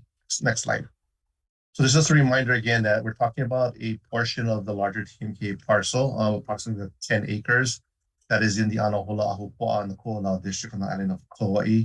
And again, there's another agenda item that's forthcoming on G2 that talks about this community use, but it's in essence, we are seeking to utilize about 10 acres of those designated community uses in the Kauai Island Plan. Next slide. And that we see that the community benefits of this project is the rehabilitation of the 10-acre parcel, but also providing, as I mentioned, a safe area for providing that training and that connection and that opportunity to building life skills and from fostering the agricultural component of this project to go from a space of sustenance to potential provision to other people in need in the community in terms of food access and food security and food sovereignty. And as you know, most importantly, providing those opportunities, as I mentioned, to build self-identity through community values. The project itself, again, is on 10 acres. Next slide. That has a variety of components, which are all basically ag-centric, but for purposes of this conversation, just to highlight the fact that we do have a couple of built facilities, primarily this idea of a marae, utilizing the concepts of marae, to provide for a second community center in the Anahola region in general, and that the programs itself centered to Keikoa is going to be on the youth center as well as this Hale Halavai. And the purpose there is that this will be the central place to run their programs on the property. And as you can see here, most of the property, if I remember my calculations correctly, about over 80% of the property is actually being encumbered by active agriculture or supported ancillary uses to the agricultural primary use. Next slide. And I guess this is just a listing of showing what we're thinking about here in terms of like just the type of facilities. And I failed to mention one of those ancillary facilities would be a processing area to store and prep vegetables or things that are gathered on site, and then before moving them either to providing to families in the area and or to maybe a co-op space, farmers market kind of scenario. Next slide. And so the draft EA was released in September, and we sent it to all the requisite agencies, citizen groups, other organizations and individuals we feel were actually through a vetting process with the department as to who should be notified. So all in all, I believe it was something to the order of, I can't remember off the top of my head, but I say several dozen agencies, organizations, and participants, of which we received technically 6 responses, but one of those responses was, we have no comment, from the Office of Planning and Sustainable Development. So of the 5, essentially 4 were letters of support, and the Department of Health provided what we call, their standard comments, which is essentially about dealing with things like air quality during construction and those kinds of things, and ensuring that we are in compliance and coordinating with the Department of Health as necessary. Next slide. And really the takeaway, the high level takeaway of the EA, this was probably in my 25-year career, one of the few EAs where we've had essentially no modifications to the content of analysis per se, but continue to make sure we are in compliance with Chapter 6E, which, as you all know, right, we have 343 governing the final EA and FONSI, and then the 6E is sort of a concurrent process. And so, as a sister agency for the department, we recognize that they are we're still seeking a concurrence letter to the proposed determination of effect, which is essentially no historic properties affected, because during our archaeological field inspection, our qualified archaeologists did a very thorough survey, 100% pedestrian transect, found no surface features. So we are waiting for SHPT's final concurrence to that. Again, it's a separate under 6E42. And that really the thing coming forward here is best management practices, as I mentioned, to ensure that we continue to foster and utilize water in a very efficient manner, have been committed to do that, and addressing things like erosion, fugitive dust during site construction, and then the long detailed planning, if you will, and implementation of on-site wastewater treatment and management. Next slide. And so really, we're here today and appreciate the indulgence of the commission to hear this item today with your approval. By coincidence, today is also the filing day with the environmental review program. So if we were to get an approval today, we could actually file the FEA FONSI with ERP, and then that would go into a final notification and provision on the 23rd. And so that's the opportunity. If not, then the next opportunity would be a November 1st timeframe for filing. Next slide. And I think that might conclude our presentation. So again, mahalo to all of you as commissioners, and especially Commissioner Neves for all of your help and guidance. I think your insights from before and your continued commitment to supporting your kuleana here on the island of Kauai in this program. We appreciate your leadership in that capacity. So open up the floor to questions. Any mana'o? Okay, thank you. Questions, commissioners? I have a question. Thank you for the presentation. Yes, I do support the project.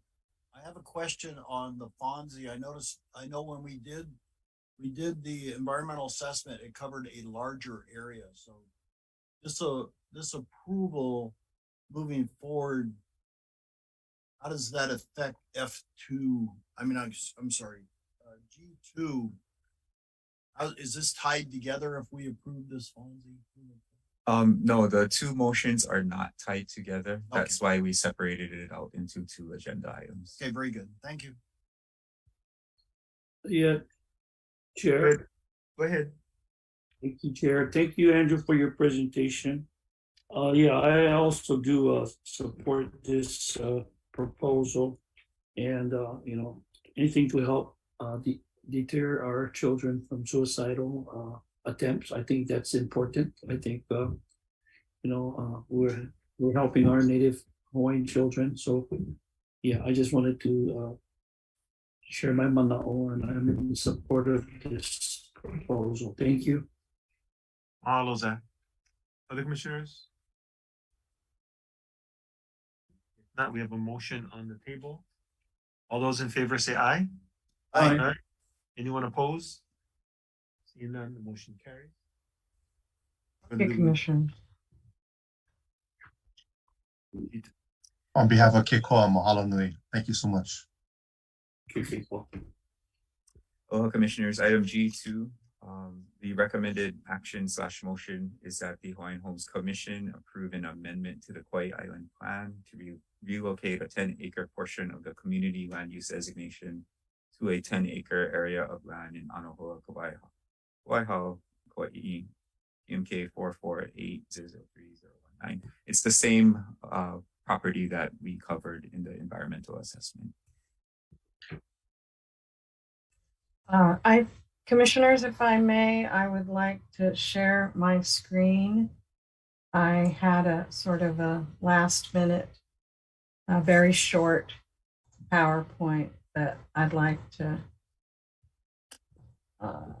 While you're doing that, Nancy, can I have a motion to consider staff? Oh, excuse me. So moved. Thank you. Okay, so we moved and seconded. Go ahead, proceed. Okay, so this is item G2. One of the things that came up during the environmental assessment process with the excellent GIS skills of the Group 70 staff was that there was actually a discrepancy in the mapping, and we weren't actually quite sure where the community use was located and how much of it was there in the Kauai Island plan. So so we asked Kavika to continue to work on this and help us out. And so basically we combined an analysis of the Kauai Island plan with the Anahola residence slots, Unit 6 final EA, and it was identified that there actually is a total of 24 acres of community use in the Anahola residential homestead area, now known as Pi'ilani Mai Kekai. 10.5 acres has been approved for community use by the Kanui Kapono Charter School, but they're actually not using all of that area. But that still leaves 13.5 acres of community use available. So what we realized was that even though the location isn't exactly the same, there is still plenty of community use that's been designated for the area. And this sometimes happens when we're doing conceptual land use in the island plan, and then actual development occurs, things change. Maybe it wasn't done with the precision at like the GIS level during the island plan process. So, it really is conceptual in a sense. So what we have realized is that we basically just need to relocate 10 acres of community use to align with the location that KKOA wants to do their project. So again, this relocates 10 acres out of 24 acres of community use that's currently under license to KKOA. So it's basically just creating consistency.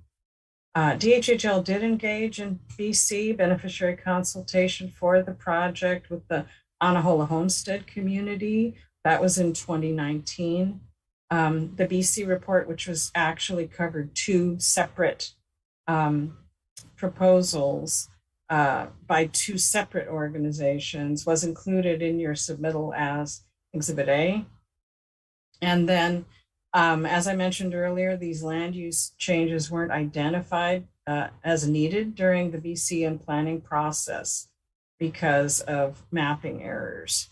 But the bottom line is there will be no net loss of residential homestead area due to relocating this community use. In addition, there's been a lot of community outreach by KKOA over the last several years. It's pretty much ongoing. And, when I first was assigned as the Kauai liaison, that area was prone to dumping and fires. It was a really hazardous situation. So since then, that entire area has been cleaned up. They have grazing happening to get the grass down. So the fire hazard has been lowered, and it really is bringing the community together. I think that's really the exciting thing to see here. There were 13 community organizations consulted during the EA process. Again, it's been presented to the Hawaiian Homes Commission on multiple occasions over the last few years. So basically the planning office, because this was just a relocation of land use designation and not a changing, oh, sorry, I got a typo in there, not a change in the total acreage allocated to residential or community use. The planning office did not feel that additional beneficiary consultation was required. And that's it, basically. Thank you, Nancy. Questions? Sure. Dennis? So, first of all, Kabika, thank you for finding this on GIS. Hopefully we'll use GIS in the future. I have a problem with this redesignation. And the reason I do is because we did a beneficiary consultation, and I want to make sure projects are successful. And at times, people think I'm sort of holding things back, but the importance of being successful is getting proper information as we move forward. I know there was a beneficiary consultation. Generally, the community does back this program. I back this program. I look for, for it to be successful. My problem is that the residents that are adjacent to this project, Pilipoli Street, Ehukai, and Kukuihale, which sort of borders that project. Under the beneficiary consultation, they were told that is community. So what I'm suggesting is the department go back and get verification for those folks that border it, that they will accept that. Because when it's presented, that's community, they say, okay, it's community, we accept it.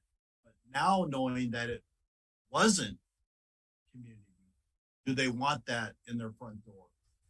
Some may say, hey, I love it. That's great. But as a commissioner and as the beneficiary consultation, we should not force this on people that were given the wrong information. So I suggest that the department go back and correct this. I don't know if you're gonna have to go door to door, Andrew, or whatever, but I think it's important to do that just so that we get that extra buy-in and then move forward.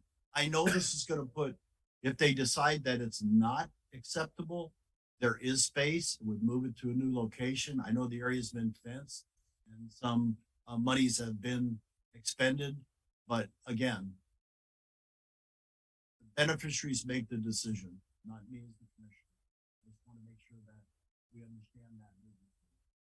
Thank you, Chair. My understanding, so correct me if I'm wrong, which, as the commissioner said, this area beneficiary consultation occurred. The understanding was community use was going to be approved.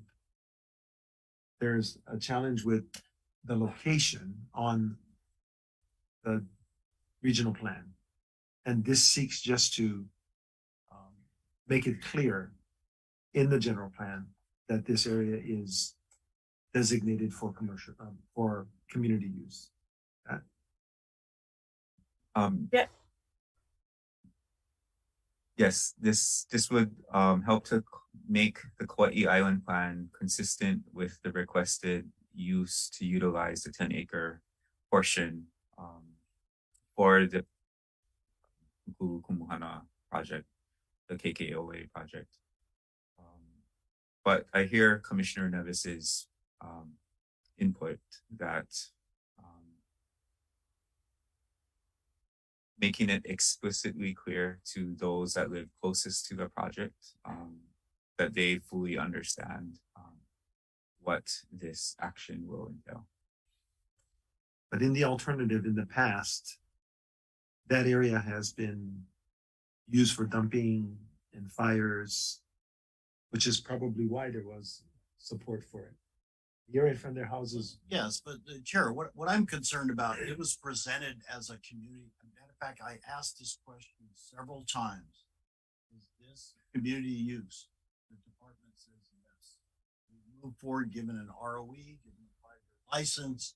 We're 7 years down the road and we find out it's not. All I'm saying is that the beneficiaries that live at least adjacent to that property need to know that it wasn't community use. Do they accept it and we move forward? That's all I'm saying. Wasn't that particular parcel was not community use as defined by the island plan, right? That was the challenge, correctly? Well, yeah, with our land use planning process at the island plan level, I guess I could describe it as inexact. And so what happened was, and I could bring the map up again, but it's also in your submittals, that the location, the exact location of the community use was actually built on, and Pi'ilani Maikai was built there. So during the master planning process, because we weren't doing this in GIS, they were sort of switched. So the community use now has to go more Mackay because the actual residential subdivision was built where the community use was supposed to go. Nancy, can you bring the map back up? I think Okay. it's up towards the map.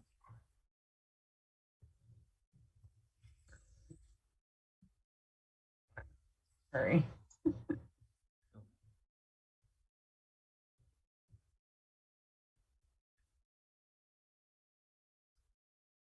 Okay, so I think what Nancy was trying to communicate was that the area in blue that is in the island, that's the existing Kauai Island Plan land use designation. That is designated for community use. Through some decision-making by previous department staff, the department actually utilized the blue area designated for community use for residential purposes. So what this motion is asking is to redesignate the area that is highlighted by the black outline that is Mackay of this parcel to be community use, since the department developed residential homesteading in the community use area designated in the island plan. So it would make it more consistent with what is actually on the ground happening today. Okay, so bearing what the commissioner is saying, if we were to defer this for a month, would you be able to survey the streets that Commissioner Neves pointed out? If I can ask Commissioner just a clarification about your direction. You want consultation specifically on for the residents on ordering, it's Pilipoli Street, Ehukai, and Kukuihale. Would consultation in the form of a mail out survey be sufficient for you, or would you like the department to conduct a meeting? I like the department to conduct a meeting, to make sure we do a physical walkthrough and make sure everybody's aware of it. And you would like the department to invite just those folks or the whole? Yes, I think that's important, yes. I will work with Nancy to try to expedite. It's not a normal request. That's why I'm asking you. Yeah, and yeah, if you need help, let me know. We will do our best. Okay, so commissioners, just quick, Andrew, that other blue outline on the top of the map, what is that? That's always been community use, and it's going to stay community use. Sorry. Can you bring the map up one more time? Okay. That's Pi'ilani Maike Kai.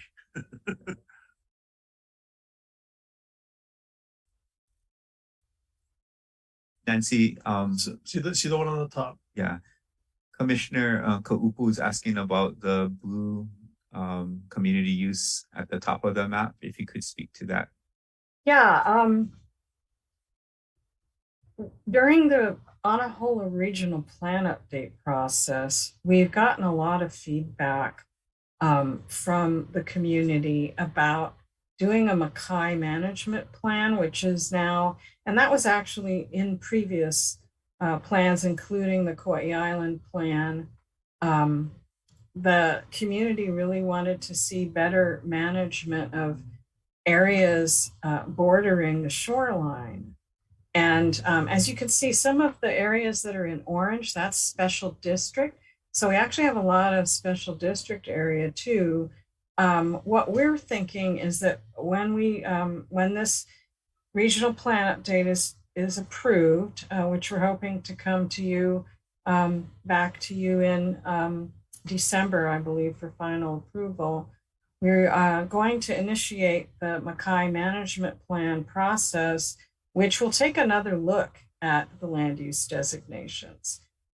We may end up turning all of it into special district, because then you can do the planning of a piece. And, it's not confused and messy.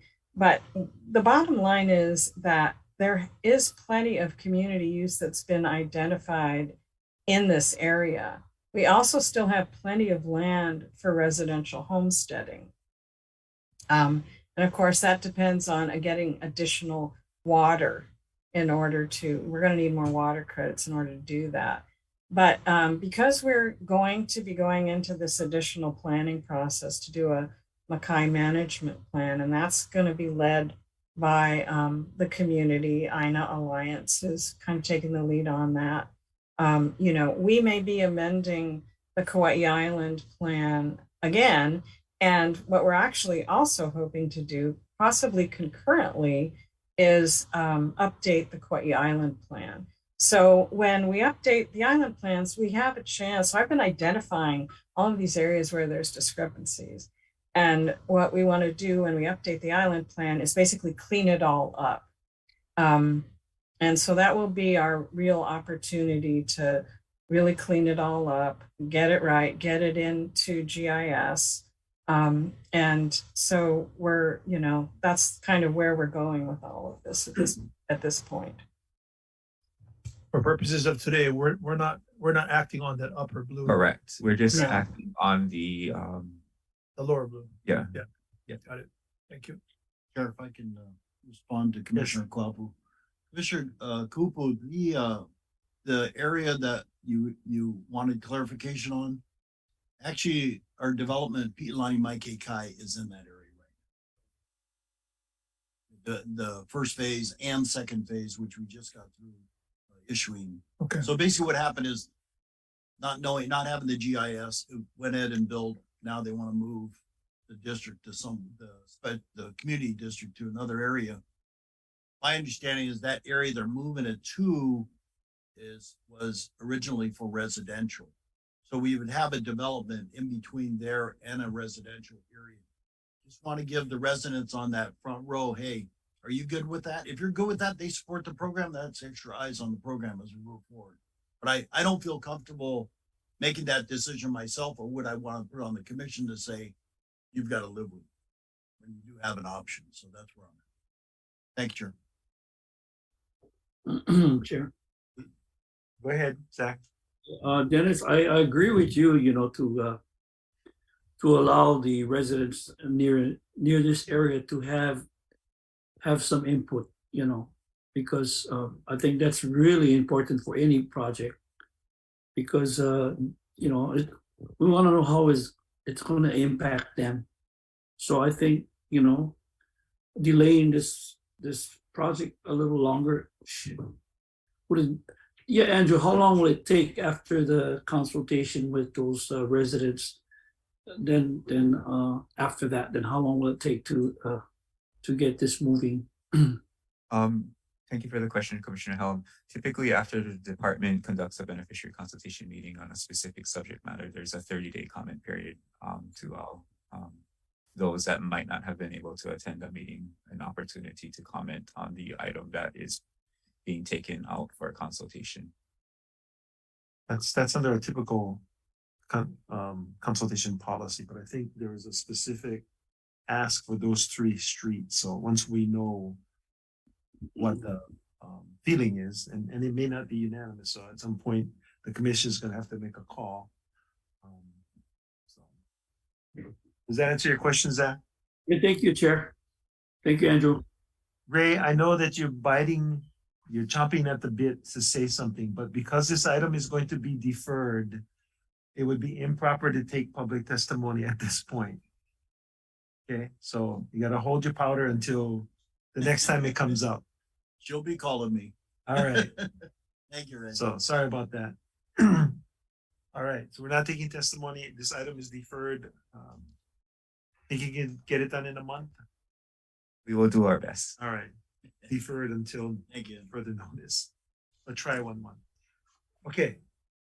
This brings us to 12 o'clock, and I'm going to ask the commission for a motion to go into executive session. Members of the public will probably be in executive session and finishing lunch for about an hour and a half. So you want to speak on executive session?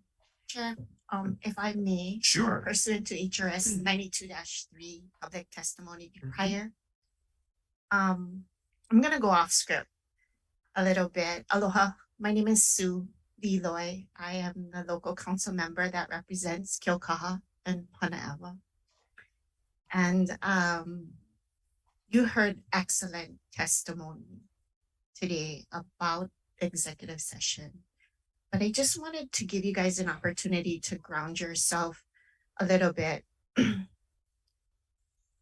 issue is not Brooksfield and the plaza. The issue really is the lease and the process with the lease. And so Brooksfield and Prince Kuhio Plaza has been excellent community partners. They provide a space for our children at Kamehameha schools to pick up and drop off with the bus. As Mr. Kia mentioned, a lot of community events are held there. It really is the lease and the extension of the lease and the tool that was provided to you through the legislature. And I want to acknowledge Commissioner Kahanamoku about the frustration that the beneficiaries are feeling. We're hungry for the information. We want to provide good comment and good context. However, what we saw this morning is exactly what has happened consistently in the homestead with our beneficiaries, is not being able to get all the information to provide this body with good information to make good decisions. And earlier today, you heard individuals like Kepa and Uncle Pat truly articulate that native intelligence of their frustration.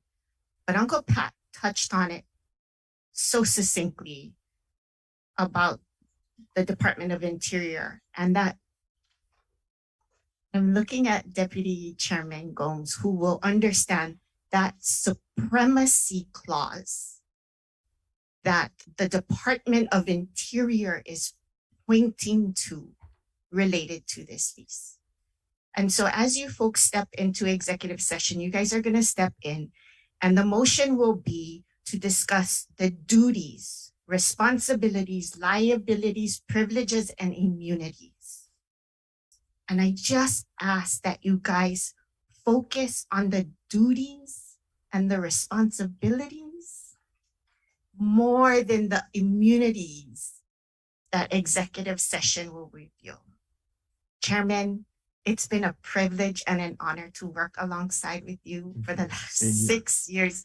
It's been amazing. And I do want to reflect, for the rest of the commissioners are here, we've done excellent things, partners between the county, the state, and the Department of Hawaiian Homelands. Can we do better? Absolutely. And I think with the tranche of money that's coming down from the legislature, the 600 million, other monies that are available through the CARES Act, and all the other funding that's in our infrastructure bill, I think we have huge opportunities right here in Kilkaha and Panaewa to begin to braid those funds, build capacity for our homesteads, and then deliver services by way of housing opportunities, commercial opportunities, economic development, and rehabilitation of our infrastructure and gains for our beneficiaries. Chairman, thank you for the opportunity. Thank you for your words, and thank you for explaining what we're going into executive session for. Commissioners, we have a motion to go into exec session. So moved. Been moved and seconded. Second. All those in favor, say aye. Aye. Does anyone oppose? Seeing none, the motion carries. Okay, anyone that's not the appropriate staff members, please vacate the room. And we have Back hour and a half. you have a few Yes. minutes. You guys stay on. Can we have a Can we have 30-minute a recess? minute recess? Let's have a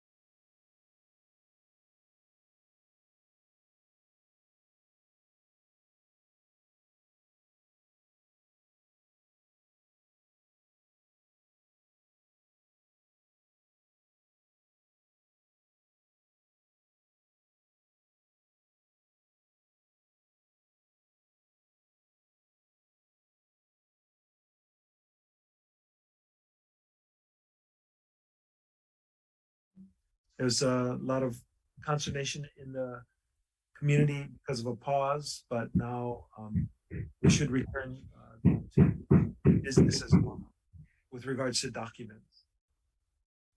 Okay, agenda item F2. If you could read the motion. Original or the amended? We never took an Okay. original, so. Okay. So read the motion as it should be.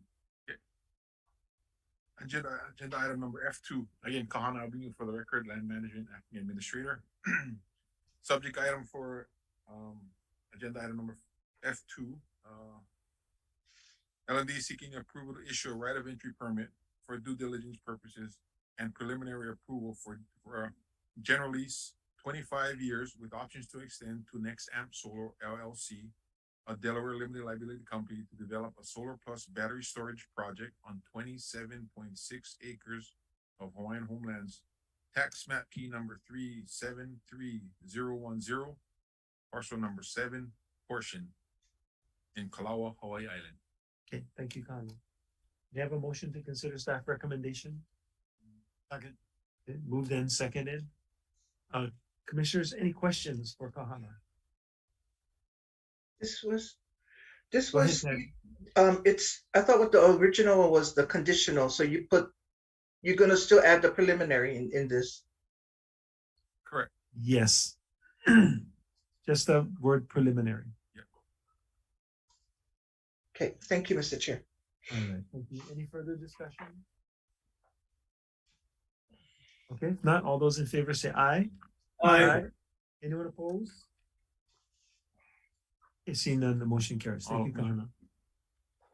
Okay, we're where did Juan? You ready to go? D9? Okay.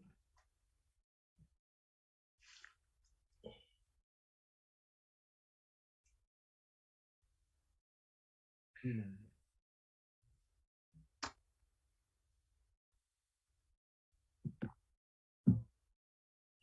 Good morning, or good afternoon already. Good afternoon. I prepared to say good morning, but we are now in the afternoon. Good afternoon, Commissioners. Nicole Bell, Homestead Services Division, Applications Branch. I have prepared for you today a workshop about the Applications Branch.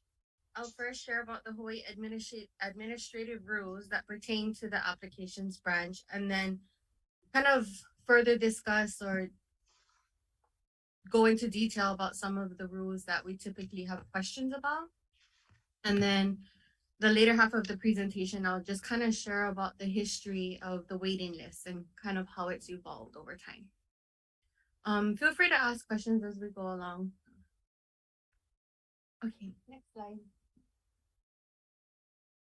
So Hawaii Administrative Rules, Chapter 3, the Native Hawaiian Rehabilitation Program, Subchapter 1, Applications for Homestead Leases. So the rules that pertain to Applications Branch are actually from 10.3.1 to 10.3.10, with the exception of 10.3.7 and 10.3.10. Those rules actually pertain to the awards section of the department. But I'll kind of just go over this really briefly. So 10.3.1 is application forms. 10.3.2 is the qualification of applicants. 10.3.2.1 documentation, and the documentation is specifically for determining an individual's blood quantum eligibility. And then we have 10.3.2.2, which is genetic tests. 10.3.3.1 application processing. 10.3.4 residential lot application. 10.3.5 agricultural or pastoral lot application. 10.3.6 island-wide waiting list. 10.3.7 priority and preference for award of leases. 10.3.8 transfer of application rights. 10.3.9 posting lease awards. 10.3.10 the requirement for current information or placement on deferred status for the waiting list. And then of course 10.3.11 through 20 is reserved for future rules. So for 10.3.2, the qualification of applicants, as I think we all are aware that to be eligible to apply for homestead lease with the department, an individual must be at least 18 years of age and a native Hawaiian as defined by the Hawaiian Homes Commission Act, which means that the person needs to have 50% Hawaiian ancestry. I do want to mention that this rule was amended. At one point, the age requirement was 21 years old before.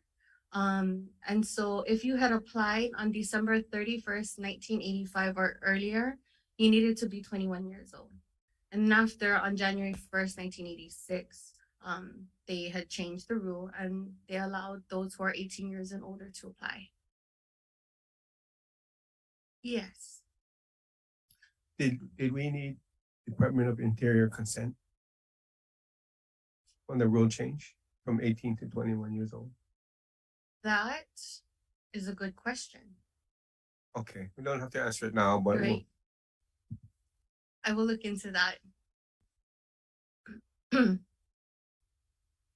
Okay, 10.3.2.2 is about genetic testing. And this rule was amended in March, or this amendment was added in March of 2017. And basically, this rule allows for individuals who find themselves in situations where they may not have a parent listed on their birth record, or if the parent listed on their birth record is not indeed their biological parent. So this rule really helps those individuals out, especially if they need to prove some of the blood quantum coming from the other parent, right? In a situation where an applicant doesn't have one parent listed on their birth record, then the other parent needs to be pure Native Hawaiian, 100% Hawaiian, in order to qualify at exactly 50%. And then to further add, the types of relationship testing that is available through this admin rule is, of course, parent and child testing. So the child would test with the alleged parent, or if the alleged parent is unavailable or deceased, the other option is that the child can test with the parent's full sibling to establish the parentage. As far as genetic tests, the department does not work with a specific lab or anything. We encourage those who are interested in pursuing this option to identify a lab themselves, and the results from the DNA test have to come directly from the lab. All right. 10.3.5, agricultural or pastoral lot applications. And so the islands that have designation for agricultural lots are Hawaii, Maui, Molokai, Oahu, and Kauai. So the only one that doesn't have an agricultural designated lands is Lanai. And then islands with pastoral designated lands include Hawaii, Maui, Molokai, and Kauai. One of the things I want to point out about this rule is that a lessee of a residence lot may apply for an agricultural or pastoral lot lease only on the island on which the lessee resides. I think a couple of months ago, there was some questions about not being able to apply for certain agricultural lots on certain islands. And on Oahu specifically, you can apply for both a residential and an agricultural lot on Oahu. However, you can only be awarded one or the other. Whereas on the neighbor islands, you could potentially hold two different types of leases, whether it be a residential and agricultural or a residential and pastoral. Nicole, but in that case, you could not have two residents on those two lots. I'm sorry, what? You cannot have, yes. Yeah, You cannot have two residences on, should you have an agricultural and a residential, or an residential and a pastoral. Yes. And then I do want to add to this rule that it doesn't limit agricultural pastoral lot leases to apply for a residential lease on the island that their lease is on. So the opposite doesn't apply in this situation. So say, for instance, you have an agricultural lease already, and you decide you would like to apply for a residential lease, you are not limited to the island that your agricultural lease is on. You could have an agricultural lease on Oahu, and you could apply for a residential lease on the Big Island if you wanted to.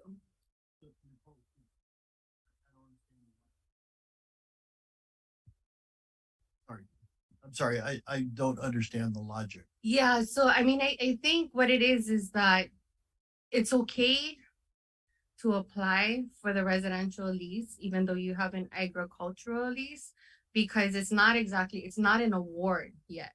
But should an award happen or be offered for a residential lease and you have an agricultural lease, you would have to either transfer or surrender that lease in order to acquire the residential lease. Okay, thank you. Yes. Okay. 1038 is transfer of application rights. And I kind of want to point out that sometimes it's the title of this particular admin rule is a little bit misleading. No one can transfer their application to anyone. The only time an application moves from one person to another is upon the death of the applicant. So perhaps later we may want to change this admin rule to say successorship of application rights instead of transfer of application rights. So for successorship eligibility, just as basically because you are taking the spot of a deceased applicant on the wait list, the same eligibility applies. You must be at least 18 years old of age, and you also need to have 50% native Hawaiian. In addition, you do have to have or be related to the deceased applicant with these following types of relationships. So you would have to be the decedent's spouse, child, grandchild, parent, widow or widower of a sibling of a child, sibling, widow or widower of a sibling, or niece and nephew. So the way I had listed it, that's the priority level. So spouse is always first and niece and nephew is always last. Okay. And so the difference between named successor and public notice. So if an applicant names a successor and they do indeed are found eligible to succeed to the application, they basically take the spot of the applicant's application date on the wait list, right? In a situation where an applicant does not name a successor, then upon the receipt of the applicant, the deceased applicant's death certificate, the department will prepare their name to be included in the upcoming public notice.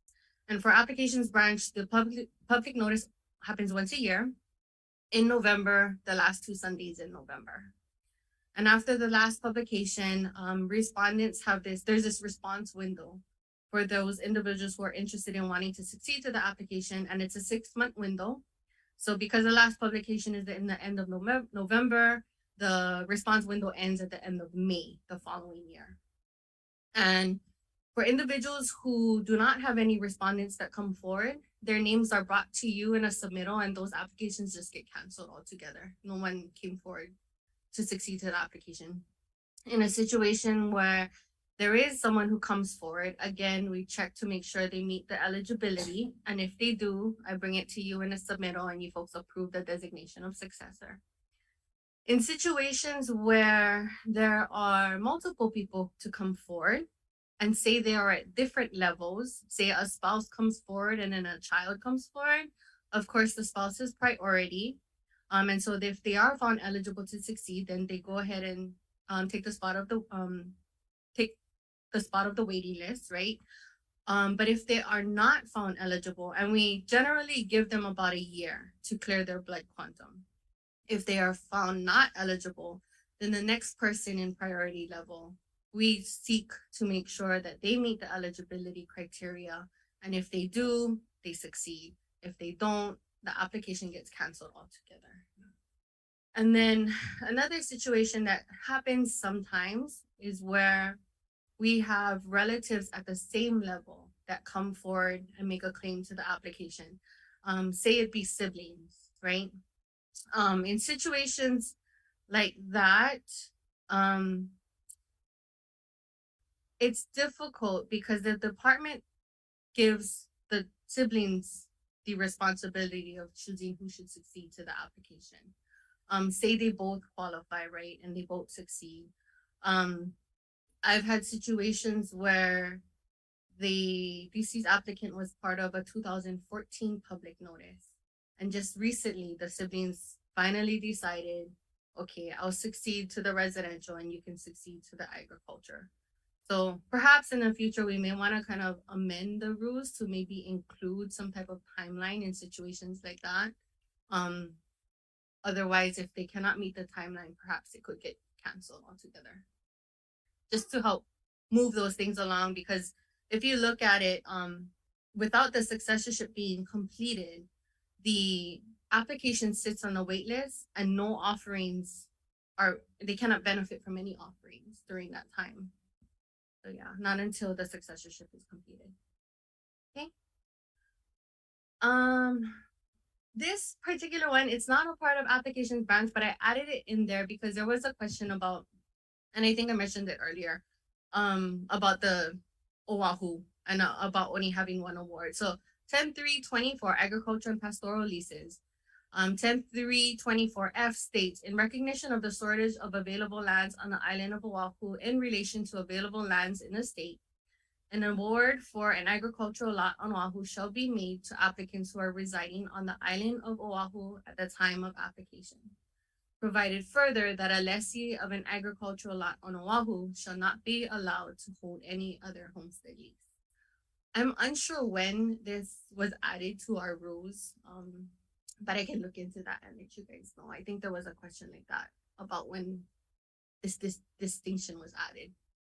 Yeah. Question, so if you're awarded and you accept an agricultural award on Oahu, yes, you come off the residential list? No, you just come off the agricultural list. Your residential application still stays active, because should you be offered an award for that residential application, you have the ability to either transfer or surrender that lease.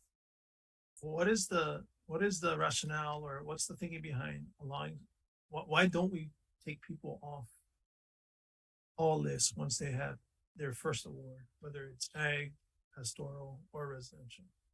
Why do people have the ability to receive 2 homestead leases?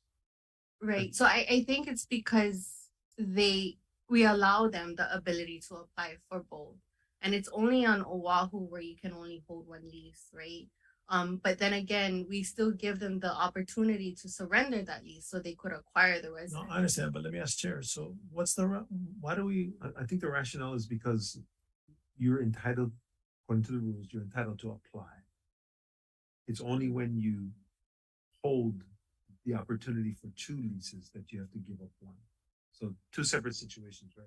One situation is you're 18 and whatever the condition was, you're basically 18 years old and you're eligible for an application. Well, so another question, when someone receives an agricultural lease, why shouldn't they just come off all lists? That's their award. That's their homestead award. Because I think they would have the opportunity to give it up and take the residential.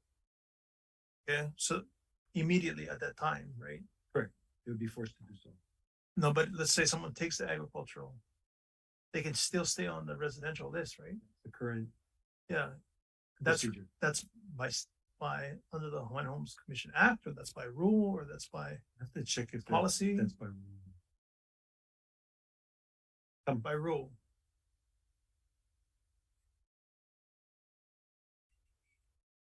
Any beneficiary can apply for a residential, and in addition to that residential application, he or she may also apply for either an ag or a pastoral. So it's only when you receive that specific type of lease award will your application be canceled. So you cannot be awarded an agricultural lot and have your residential application canceled because you haven't received that application hasn't yet been fulfilled. Okay. But that doesn't mean that the rule can't be changed if there's a Yes, desire yeah. to change the rule. So some commission at some point in our history decided that was Created or approved that rule. Got And then another commission could approve a change to the rule. So who? If there's a desire to. Here, Yes. on. Go on. Well, Can you hear me? Zach. Yeah. Yes. Go ahead, Can you Zach. hear me? Yeah, okay, so if there's an applicant already on a residential lot on Oahu and he can't get awarded for an ag lot, he has to give up the residential lot? No, no, a residential lessee who still holds an agricultural or pastoral lot. On Oahu? On Oahu, we don't have a pastoral. No. You have an ag lot and you have agricultural, right? So you can have both ag and residential on Oahu? No, you can only hold, because of the shortage of Okay. available lands on Oahu. Yeah. You can have two applications, however, you can only hold one lease on Oahu. Okay, so let's say somebody is offered a ag lot, but he's already residing on a residential lot. He has to give up that lot. In order to receive Right. another lease, that individual would have to, as a condition of receiving that lease award, must transfer, surrender that other lease type. But it's allowed on different islands, right? Like for Molokai, it's okay. Is that right? Again, on the neighbor island where land is more plentiful or available, with the exception of Oahu and Lanai, because Lanai, again, we have limited lots there. With those two exceptions, lessees are holding residential in addition to a pastoral lease or pastoral lease. So can I ask you a question regarding the waiting list? So would you have any idea how many applicants you have for agricultural lots for Oahu out of the 28,000 people? It shouldn't be that much, huh? We could get that number for you. Get that number. We Can know. Yeah, I'd be interested to know because, and how long was this ruling? How far back for Oahu? I think, yeah, as Nicole indicated, we'll have to do some research with regards to that section of the rule that limits Oahu lessees to own. Yeah, okay, thank you. But just clarification, you want the number of applicants? For ag lots on Oahu. Applicants for ag lots on Oahu. Yes. How many you have? We have the number of applications. Yeah. So we recently did a re-rank, and I can get you the document that shows the breakdown for each island and each type of lease. I can definitely email that out to email that to Leah. I'm interested to know because I'm not sure if that's part of the 28,000 people on that list. Is that all part of that 28,000 on the list? Statewide, they probably would be. Yes, they would be part of that. If you take away those people for ag lots, then it'll be probably much lesser than, right? For residential. It kind of, yes, it would be less if it's individuals who only hold an agricultural application. If they do hold a residential application as well, then it wouldn't change the number. Because that 28,000 represents the number of applicants on the wait list. Okay. So, yeah. Thank you. Hi, Juan. I had a question. Thank you, Chair. Did I hear you clearly state that in Oahu there's no pastoral lots? That's correct, Commissioner. Why is that? I cannot answer that question, but we don't have any pastoral lots available on Oahu. The only thing I can surmise is the limitations on the acreage that we have. So there's no pastoral lots in Waimanalo or in Waianae? We have agricultural lots in both areas, but no pastoral lots available. Okay, so I kind of understand because I have a residential in Oahu, and I had to give up my egg application in the Big Island. So I couldn't, because I was in Oahu, so I understand that I couldn't hold two, correct? Residential and ag. If you, so did you apply for both the residential and, I'm sorry, was it agricultural? Agricultural. Yes. Did you apply for both at the same time? Mm-hmm. Yeah, you should still have your agricultural application active. It shouldn't have been canceled as a result of you acquiring a residential lease. Okay, then I was told differently then because I couldn't hold, because I live in Oahu, my residential was in Oahu, that I couldn't hold an ag lot application in Big Island. So I had to give that up. To my understanding, the only time that situation would apply is if you were already a residential lessee on Oahu and then later on you decide to apply for an agricultural lot on the Big Island. I understand that that cannot happen. But if you had applied for both at the same time, you should still have your Big Island application, agricultural application. Yeah, it was both. It was under me and my mom. Why'd you just follow on? Yeah. Okay, I'll go follow. Thank you. Thank you, Juan. What's the logic to that distinction? Whether you apply for both at the same time versus one and then the other. I mean, I understand the rule, but why? Why? Yeah. That's just what the rule says. That's basically, we're just following the rules. And I that, mean, how and that the was rules prior were- commissions set forth. These are the rules for what you can apply for, what you can hold, on which islands. Okay.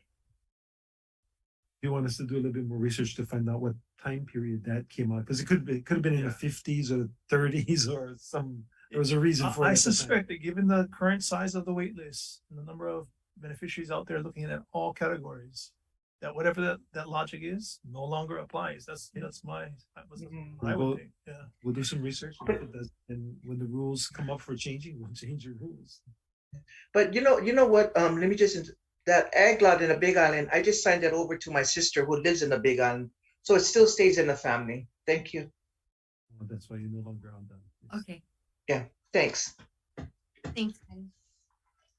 All right. Further questions on this one? You want to continue? Continue. Okay. So this slide is the last slide about the administrative rules. The next slide is part of this presentation is about the history of the waiting list. So I'll go over the priority level, the area wait list, and then the island-wide waiting list. So between the period of 1922 and 1962, procedures for lease awards were inconsistent. Applicants were kept on file for some areas and not for others. When lands became available for homesteading, notices were published and those interested would submit applications. The commission was authorized to use its own discretion in awarding leases. Therefore, the commission reviewed the applications to determine which applicants should be considered for award. Applications of those not meeting the commission's criteria were called. Leases were awarded to applicants who survived the commission's review, and in some instances when the lottery was used. The applications of those who did not receive lease awards were discarded. So the following criteria were used by the Hawaiian Homes Commission to award leases: the ability to succeed to the lease, the ability to pay, the need, the size of the family, the ability to serve as an example, and then the percentage of Hawaiian blood quantum. So just notice that in this iteration of the waiting list, there was, or in awards, there was no application date as a criteria. In 1947, the commission recognized the problems that could occur if a homestead lessee died and succession to the leasehold was not legally possible because his heirs were not native Hawaiian. Therefore, the Hawaiian Homes Commission established a system of priorities in accepting applications for leases. Since 1947, applications on file were listed chronologically in each priority category. So there was priority level 1, in which the applicant and his heirs were 100% Hawaiian. Priority level 2 is those applicants whose air is at least 50% Hawaiian. And then priority level 3 is where applicants whose airs are not 50% Hawaiian. Okay. The award procedure specified that those applicants in priority 1, regardless of filing date, would be awarded leases before the other priority categories. Those applicants in priority 3 would not receive consideration for award until all others in priority 1 and priority 2 were given awards. To establish an applicant's priority category, an applicant signed a declaration of Hawaiian blood. However, documentation was not required at this time. Since the exact percentage was not provided or fixed at the time of assignment for the category, the applicant could change from one category to another upon the receipt of proof. In addition, whether a pure Hawaiian applied, he superseded those in priorities 2 and 3. These practices made ranking the applicants on the waiting list virtually impossible. The priority system caused confusion and mistrust among applicants on the waiting list. Questions abound when an applicant in priority 1 who applied in 1970 received an award before an applicant in priority 2 who applied in 1950. Therefore, in August 1972, a new policy was established. New applicants were accepted and placed on the waiting list in chronological order. The priority systems was not a consideration. However, the priority assignments were maintained for those applicants already on file. New awards were not made to the chronological list until the priority lists were depleted. So prior to 1961, lists were maintained only for residential leases. In 1961, application lists were established for agricultural and pastoral leases on the islands of Hawaii and Kauai.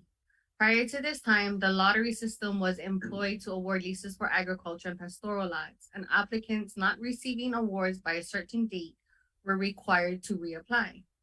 Applications were discarded following the lottery.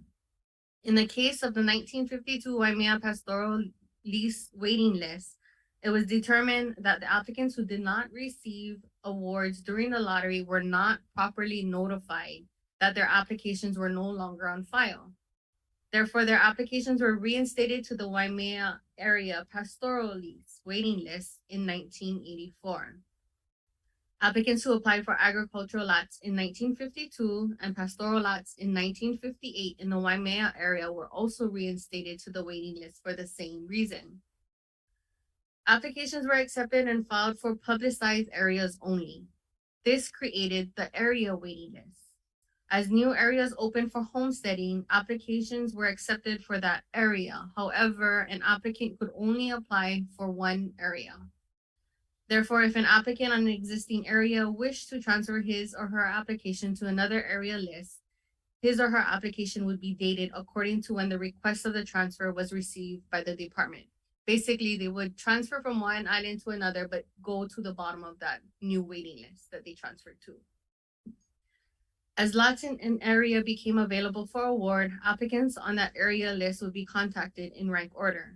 Again, this caused ranking issues and confusion and mistrust among applicants. An applicant for Papakolea who applied in 1950 remained on the area list because there is virtually no further land to develop in Papakolea, while an applicant for Waianae who applied in 1967 was awarded a lease in Waianae.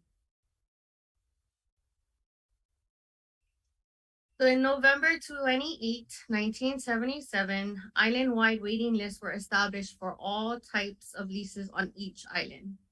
By law, the Hawaiian Homes Commission is obligated to maintain the existing priority and area lists. However, all existing applicants were also placed on the island-wide waiting list in chronological order. Since then, all new applicants were placed on the island-wide waiting list in chronological order by application date. Yeah. For example, an applicant on the Nanakuli area priority 1 with an application dated May 5th, 1950 would also be placed on the Oahu Island-wide waiting list without the priority ranking, merged with all other Oahu Island-wide applicants on the island of Oahu according to the application date. So in the next slide, It might be hard to see, but this is the example of an applicant that is both on the area waiting list and how she is ranked on the island-wide list. So Elizabeth H. Mikakopi has an application date of May 5th, 1950 with a priority level 1, and she is ranked number 1 on the Nanakuli area residential waiting list. She's ranked number 6 on the Oahu Island-wide residential waiting list, as this list is organized solely by application date.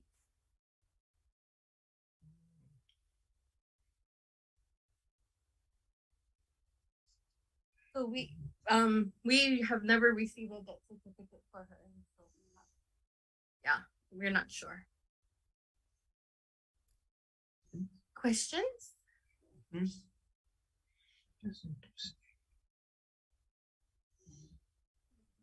Nicole, would we be able to get a copy of that narrative you're reading? Because a lot of historical content there that I think is really important.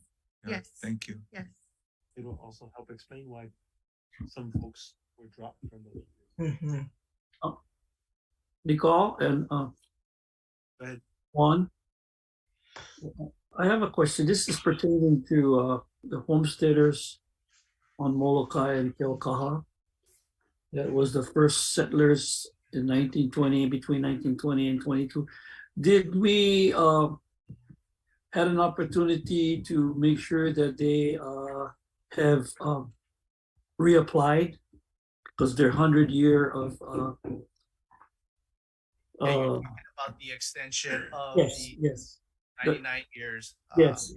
That is an ongoing project, Commissioner. So the commission approved or authorized the department to extend the 100 years for lessees whose commencement date from 1923 to 1929, starting with Kalamaula and Ho'olehua. We have extended all the leases that have commenced 1922 and 1923. We're currently working on those leases that are from 24 to 29. In addition, however, whenever the department is doing a lease transaction, either because of successorship, a lessee's death, or voluntary transfer of a lease interest to another beneficiary, if the remaining lease term is less than 40 years, in addition to the transfer of the leasehold interest, we are also coming before this body requesting for an extension of that additional 100 years, and we will combine the amendment as well as the successorship or transfer. So I guess the short answer is yes, Commissioner, we are doing that. Yeah, thank you. I think, yeah, thank you. I believe they really need the help. That's why. Yeah, and just to clarify, anytime there is less than 40 years remaining on the terms of the lease, we anticipate that the lessee, the transferee or the successor will have the opportunity for financing outside of Hawaiian homelands. And because lenders require a 10-year cushion on a 30-year mortgage, that's why we extend that term for another 100 years if there's 40 years remaining. Less than 40 years. Question, clarification. So if you're, let's say you're 35 years remaining, if you go through this process and you extend it to 100, or do you extend it by 100? So it goes to 135 years, or? Yeah, thank you for that question, Commissioner. We extend it for a additional 100 years. 135 in my one time, so it has to yeah. So the lease will have a aggregate of 199 years from the commencement date. So will the department notify those lessees when that time comes for that 40 years? Yeah, we've put out notices because basically what we've been told is the request has to come from the lessee. So we've been working with lessees without, again, we're informing the lessees to come forward and fill out or submit to us a written request to extend the lease for another 100 years.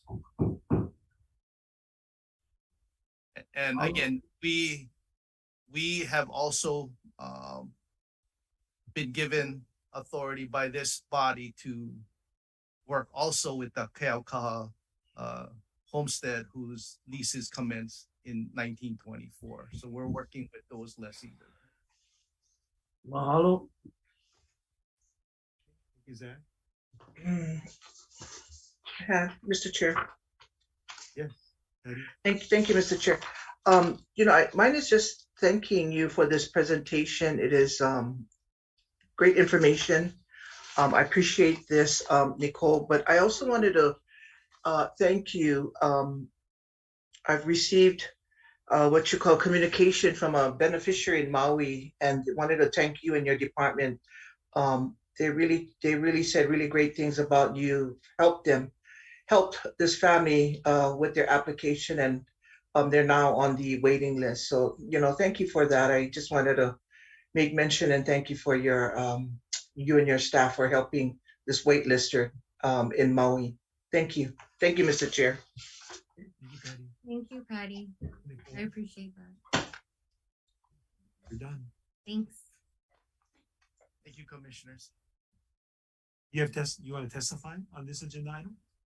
Thank you, Juan. Hello? Well, is it on this item? Okay.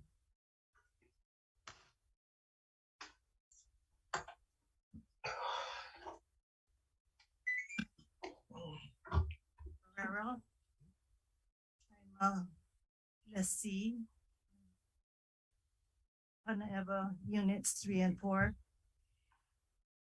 I'm like to speak on the documents of application. Okay. So my understanding is that when you apply, you need to provide a certified birth certificate. Correct? Unless somebody has a copy of one. My understanding, a copy is not. Okay, so there was earlier in executive session, the Attorney Generals notified us of different interpretation of the short term. So we are now accepting copies of certified documents. I'm happy to hear that. My grandson, who's a single parent, who lost his father, was trying to apply. He was told that he needed certified documents. He has to go 3 generations down. My calculation is that's 13 birth certificates on one side, 13 on the other side. That's 26 original birth certificates that he has to submit and cannot get back. That's $312. And if his sister applies, she has to do the same. 4 siblings, that's $1,248. To apply. Yes. So I'm sorry, to apply. I'm trying to not to. I have another granddaughter, grandfather, 4 times removed, John Henry Wise, help Department of Hawaiian Homes. She has to go down several journeys, cost her money to apply. I don't think her great grandfather wanted that. But so are you telling me that now they can get copies of every generation down? Who's gonna explain? Yeah, so we were given guidance from our council a few weeks back.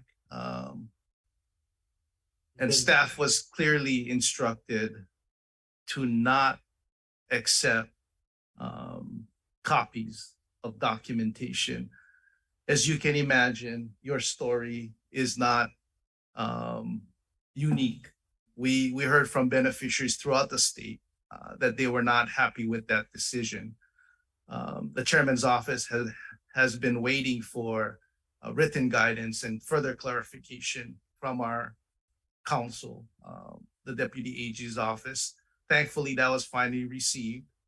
It was just announced today from the chairman that effective today, we will commence receiving applications as we did prior to that recent guidance from our council. So we will be able to proceed with receiving applications as we did about 4 weeks ago.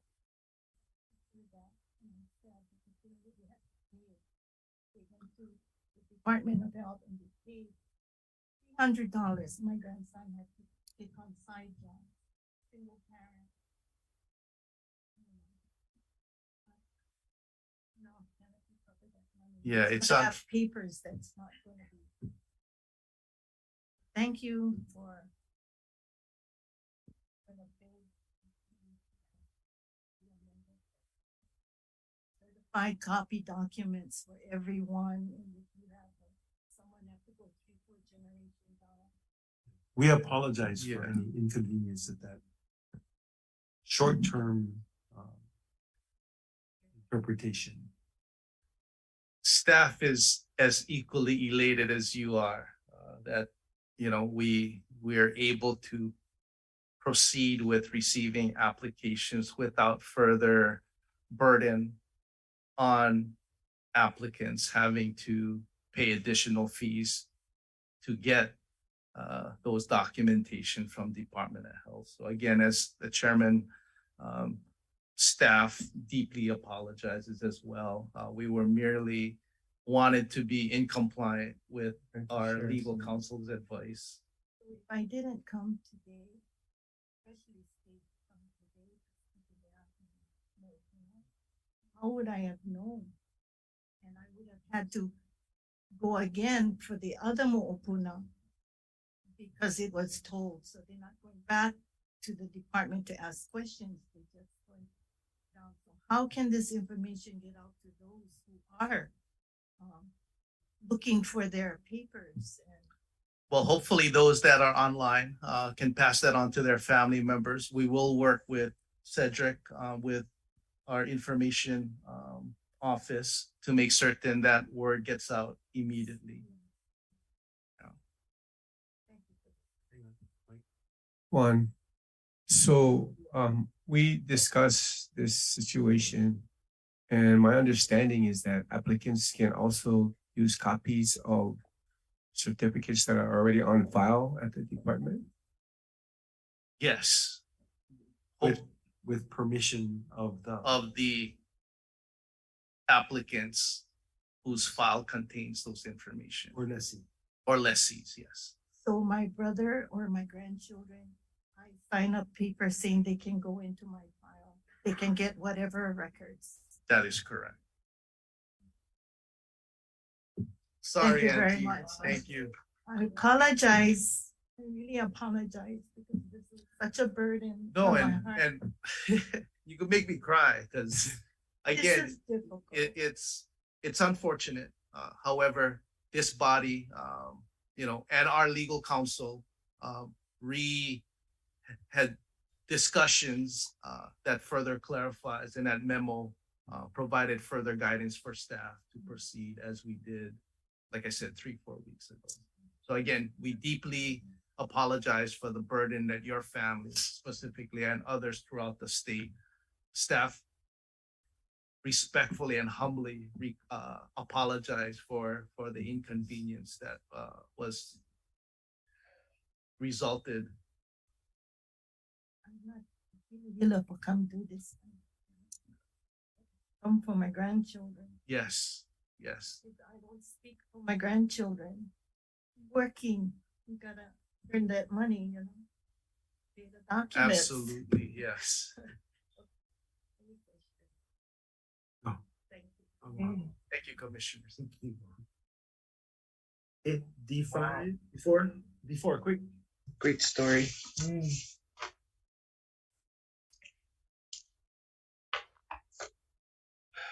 What's this? Afternoon, Commissioners. Good job. Vito Shiro, Loan Services Branch Manager. Happy hour.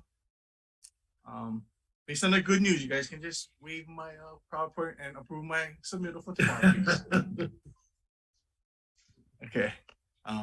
We need good news. We need good news after that one. So what I'm here to present today is a workshop. Tomorrow, there is an action item for you folks to make a decision upon. So I'll give you my PowerPoint. You know me, I go fast, and then you guys can sleep on this and just say yes tomorrow. All right? Deal. So my presentation today is on the USDA RD guaranteed loans. So just to give you guys a brief background, you folks know who USDA RD is. What they do is they do loans for those that are 80% and below the median income and those areas that are considered rural. For DHHL, all our areas are considered rural with the exception of Papakoleo and Kevalu and then the East Hawaii area. So everything else is considered rural and RD can do loans on their homesteads. So currently, RD administers two different type of loan program guarantees with the department. The first, again, some of you are familiar with this, where department, we guarantee RD's direct loans. They use their monies, they make the loan, we issue a guarantee. The second is what we're here to discuss today. It's called that 502 lender guaranteed loans. What this is loans made by private lenders of which the guarantees are issued by RD and not DHHL. So how does this work? We have an agreement, and I'll use this word agreement kind of interchangeable with the MOU that you guys, the terminology you guys are familiar with. So the agreement pretty much outlines the process of the program. And again, this program though, however, the principal purpose of the loan is housing acquisition.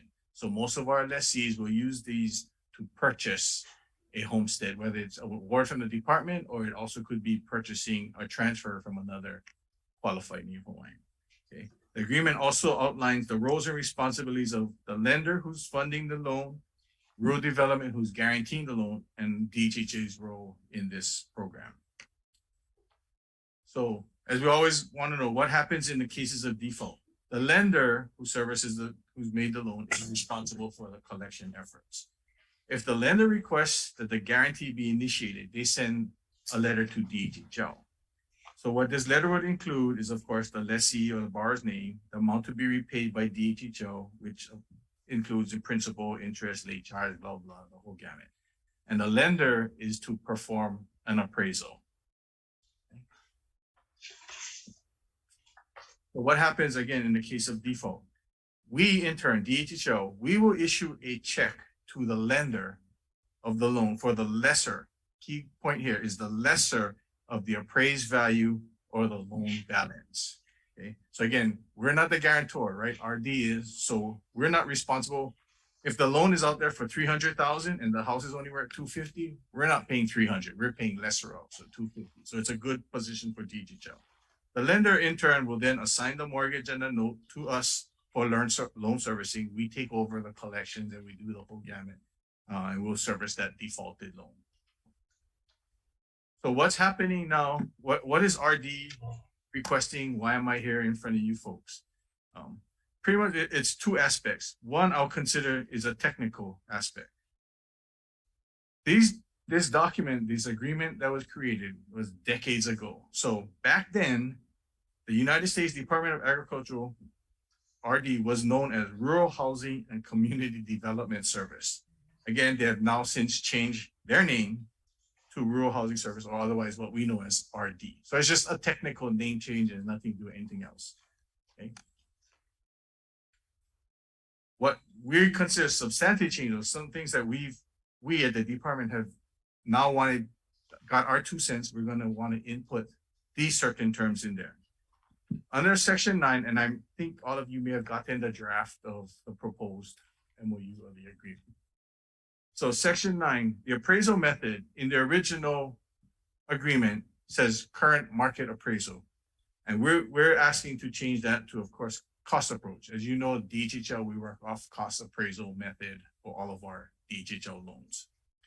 The second one being section 9B is in the old way, again, a lot of onus was placed on the department that once a loan was paid off or paid by the department, the onus was on the department to go and try to recover a deficiency.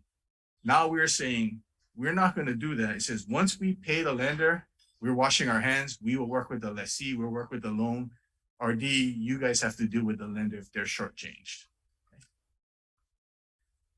The other part is in the past, if there's a big if, we did recover future funds from the lessee after it was paid off, then that would have to be paid to the lender. So in other words, we take our money, if they paid us off and then we still had some more money, we would have to pay RD back addition. We've eliminated that. Again, we're back to the, once we pay you guys, we cut you the check, you guys cash them, you guys done. It's all on us now. We'll take over. Okay. And then there was no, we're also putting in, a requirement for them to provide a semi-annual reports. In the old amendment, the old agreement, there's no mention of reports of any shape, form. We've been fortunate enough that there was a gentleman who was running this program who was providing us the reports as we requested. However, since a new gentleman took over, he's saying he can't do it. They're centralized, RD is centralizing all their loans in St. Louis, Missouri, and they can't do it. So that was where we got stuck. And we didn't have a clause in our agreement to enforce it because there's nothing written in there that says, hey, you guys owe us month or quarterly or semi-annual, annual reports. We're gonna ask that be included. So here's our dilemma. When you go to the next slide, I'm gonna show you what I have. So the last report we got from RD for this program, June 30th, 2019. And then the gentleman retired shortly thereafter. At that time, there was roughly about 100 loans, 16.6 million, and 11 of those were delinquent for 2 million. This is the information we want to be provided, at least again, semi-annually and annually, at least for audit purposes also. RD is aware of it and they have advised us, they are working on the report and they anticipate a December or January completion date.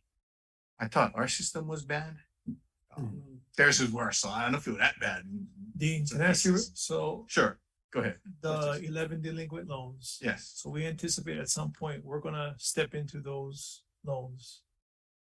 It's possible, yes. And then we would have to, based on the cost approach of appraisal. Right. Pay that amount to RD. Yeah, so the lender would have to do the appraisal. They'll send us the copy of the appraisal. They'll also send us what is owed to them. And from there, again, we send a check to the lender for the lesser of the two documents. And then we're done. We don't need. We're telling them, but we're not done because the loan is now ours, right? We expended trust funds. We're done with respect to them, right? Yes, that is correct. That is correct. So that's the proposal we're making with the changes to the MOU. And then just the change to go to this cost approach versus market value. We're already doing that. It's just we're changing the wording of our agreement to match up to what we're existing that is correct. Doing. Yeah, so that's what the cost approach is. What the department uses. We use those for the FHA loans, the HUD 184A. So they're all consistent. It was just this product and the way they set up this agreement in early 1990, I think, was based on current market value. Thank you. Dean. Yes. So the amendments you just shared with us is up for decision making tomorrow. Yes. And the commission approves it, then what are the next steps? Well, so that's part of my action. So once if you folks are okay with this of course has to go to legal counsel, right? Because they review all these documents. So my submittal tomorrow is actually 2 steps. One is to have you folks approve it if you see it, the draft as satisfactory.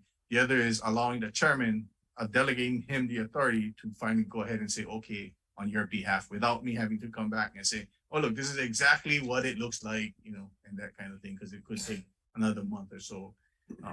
Again, if it looks good, then the chairman can just sign off and we can proceed. Thank you.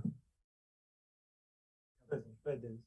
So the chairman's approval is subject to form. I mean, there's no. Well, yeah, so what I provided you folks is the draft that we're presenting. So if you're okay, if you have changes to this, then it's gonna be a different story, right? But if you're okay with the format and what's the content of it, after you review it, that just gives the chairman the authority to sign off when the time comes, the final original document. So Dean, obviously this cleans up some things between us and RD. Yes. What does it do for your department? How does it help your department? Nothing really. So I mean, honestly, No, I'm just kidding. nothing. Yeah, okay, I'm good with it. Thank you. Wait, but right now you gotta track the future funds, right? In case we ever get to the point where we're paid off and then we're. But that's what the report will help, right? Because we don't get reports from RD, so I don't even know what our contingent liability for this program is. You know how I get reports from RD on their direct loans. You guys get those monthly reports on the delinquency, so you can see what the exposure is. With this loan program, the last report, like I said, I have for you is 2019. So I don't. But once we make these amendments, assuming that we do, then on delinquencies, we pay the lesser of the valuation. Yes. And then we POW, right? We don't, with respect to RD. Yes. But what about all the stuff that's already on our books? We still owe them the deficiency, right? Or the difference between. No, because we're gonna. This document will supersede anything else. It's gonna look back as well as be prospective. Yeah. So if it says it'll supersede, it says replace and supersede. That's quite a accomplishment. Good negotiator. I'm guessing it's because you guys just cruise. You guys thought I just cruise S61 because our RD is so underfunded or undermanned that they don't have the ability to track a lot of this stuff. Yes, yeah. Thank you. So have you had discussions with RD about the proposed amendments already? Oh, yes. Okay. And this is the last step coming to you folks. Right. This has been going on for the last 4 or 5 months. Great. So just right off the top of my head, I think the cost approach is obviously going to be a big saving. Because using the eventual approach obviously inflates the value. It could, yes. The cost approach will bring it down, and then the lesser even brings it down more. So I think it's a good deal moving forward. Thank you, Dean. All right. Thank you. Sleep on it. See you guys tomorrow. Okay, we're gonna do agenda item G5. And I apologize to the other folks that we weren't able to get to you. We're gonna have to go to get ready for the community meeting.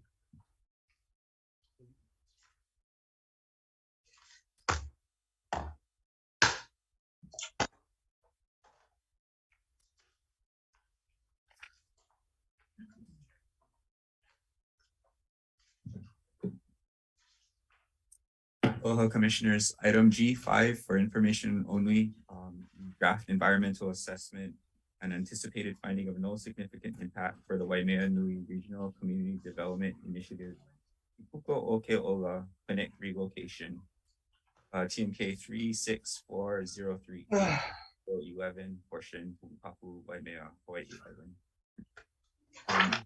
The purpose of this informational briefing is to introduce the members of the commission to the draft environmental assessment for the Waimea Nui Regional Community Development Initiative, Ipuko Okeola Clinic Relocation, and provide the commission an opportunity to provide comments on the draft environmental assessment.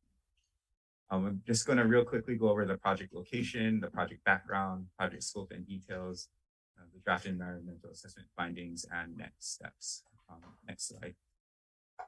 So the existing clinic is located in, I can't see that, but it's in Waimea Town on Mamaloa Highway. The proposed relocation is to the 161-acre parcel in which Waimea Nui has a general.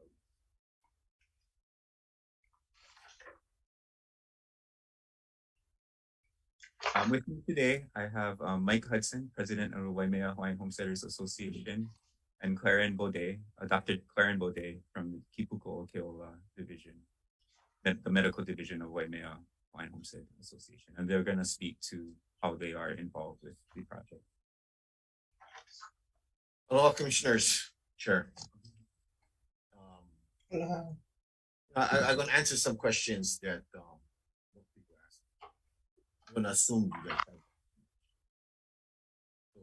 Waimea Hawaiian Homestead Association is like every other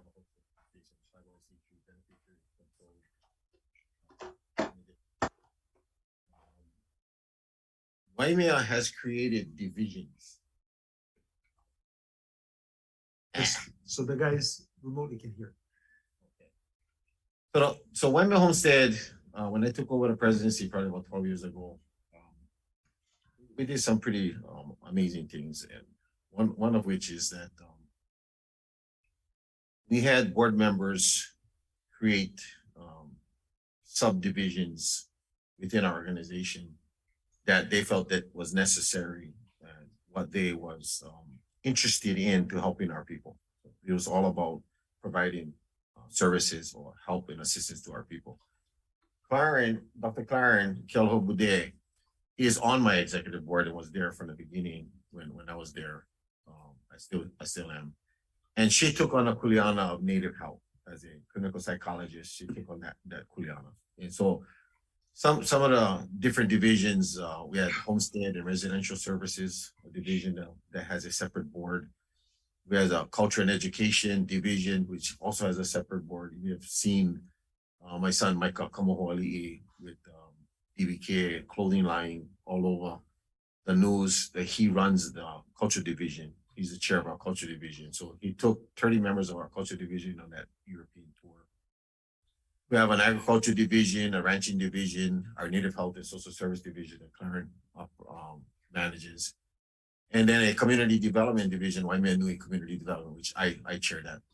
We have also different committees that haven't reached the point where enough beneficiaries want to get totally engulfed and be actively involved in public utilities, cemetery, public works, kupuna services.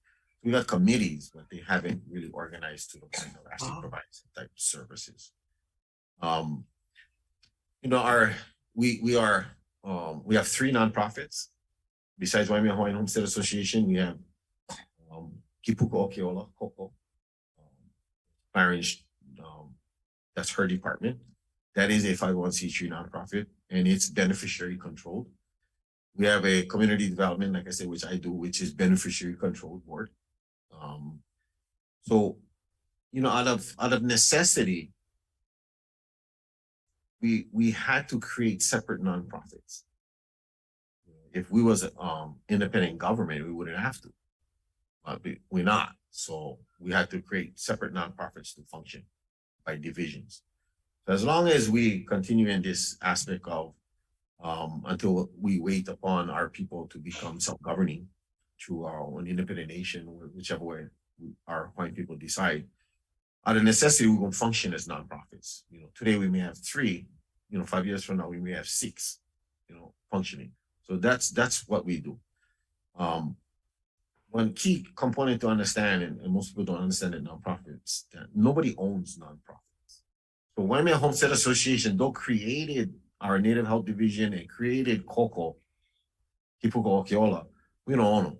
It's a separate nonprofit because nobody can own a nonprofit. So I just wanted to make that clear. Like our community development division, the beneficiaries of that nonprofit is all beneficiaries of the Waimea Nui region. So we can do that kind of work. Make sense? So because we didn't want the liability under the Homestead Association, we created a separate nonprofit, and we keep Kipuko Okeola. At the present time, Kipuko Okeola has obtained a regional grant, 100,000, on the design and development of architectural work and plot planning on the property. We like any other homestead, we run into some snags and we try to work through it, and we utilizing the administration of the department to work through some snags. Hopefully Karen covers some of the rest of the stuff. If not, then I'll reiterate. Aloha, commissioners. I'm a homesteader in Waimea, pastoral. So Coco started after we did a needs assessment in Waimea and identified that healthcare was one of the priorities that the homesteaders wanted to see delivered in a culturally competent way. So I applied for what is called a federal contract rural health clinic and actually got it. We currently serve about 3,000 people in Waimea, of which about 1,200 are Native Hawaiians. Demographically, we serve an overrepresented population demographic. So I think many of you might be aware, it was in the news this morning, we have a major mental health shortage in the state of Hawaii. We currently provide psychiatry as well as psychology, as well as primary care. And we also do la'olapa'o. Where capacity built, regarding our capacity, we can't have any more, we can't take on any more patients in our current facility. We've outgrown our clinic and we are ready to expand. We currently are in a warehouse looking building right next to HPM in the middle of Waimea. We rented every open space that's currently in our building and need to grow. So the EA helped us to start that process. And hopefully we'll see a brand new facility. I'm just going to give a quick project history. The Waimea Association and its subsidiary organizations have been actively conceptualizing a community development project for over 40 years to address the cultural, economic, and social needs of the Waimea area. The Waimea Nui Regional Community Development Initiative was based upon the ideas and concepts articulated by the homestay community, and it incorporates the long-term visions of both the association and the department in the 2012 Waimea Regional Plan. In 2015, the commission approved a final environmental assessment for the area shown on the screen. In addition to that, the commission also approved the 65-year general lease to Waimea Nui after the environmental assessment was completed. So for the projects that the commission approved in the 2015 EA, it included a columbarium, community agricultural complex inclusive of community agriculture park, an equestrian center, and a golf recreational facility. What was not included in the 2015 environmental assessment was the health center. So thus the need to come back and do a supplemental environmental assessment. On this picture, you can see that the health center is going to be located in an area to the top right portion on the map in the area that was designated for the equestrian center. So the health center is going to be located there. The reason for that is that there is existing infrastructure close to that side of the property, so it would make it a lot more feasible for the health center to be located in that portion of the property. Next slide. Perhaps Karen or Mike, you folks can give a little bit more detail about. Sorry, we didn't practice.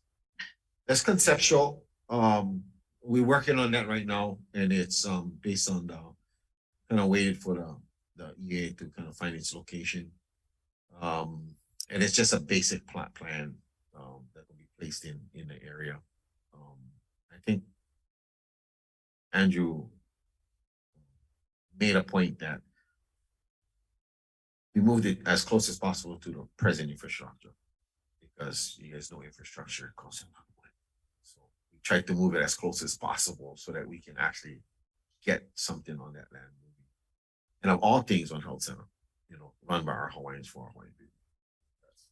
That's a key component. We operating in the general public, which take care of our people. We like move them on trust lands, where I think we should be. Now, the reason why I wasn't in an initial one, because we never think the health division, we didn't think the health division was going to move that quickly. And you look at the numbers, oh my God. Renovated that place 4 times. Keep on adding on, I cannot add anymore. Right? So we're busting on at the seams. It's time to move them on our community lands. So the proposed project is going to be on a 2-acre site. Hold on. I just have a question. What is the size of your current facility? We're currently on 6,000 square feet and just rented an additional 2,400. So we'll be, yeah. So this Small. yeah, Yeah. it's too small. Yeah, yeah. So I said conceptual. Yes. My question is the idea to use both facilities? No, Move to we this pay too much facility? rent on the other one. Conception's gotta be higher. Yeah, yeah, we pay way too much money. Yeah, the way you're expanding, you're almost looking at twice the size of it. Right. Yeah, we projecting that. Okay, thank you. So at the current time, the estimated square footage of the new clinic would be approximately 9,600 square. That's just the building space. So we did, I mean, Waimea did prepare a draft environmental assessment. So I'm just going to read the findings. Next slide, please. A botanical survey was conducted as part of the 2015 EA. We used the same study. There were no endangered or critical species found on the property, both plants and animals. We also utilized the same archaeological survey that was done as part of the 2015 EA. There was only one historic resource found on the property. That resource is in the center of the property and outside of the 2-acre portion that the health clinic will be located. During the draft environmental assessment pre-consultation process, the County Department of Water Supply confirmed that they have enough capacity on its system to provide the clinic with 10,000 gallons per day for this project. Wastewater will be on site via individual water system. The only other technical study that was done in addition to the 2015 studies as part of this effort was a traffic study, a traffic impact assessment.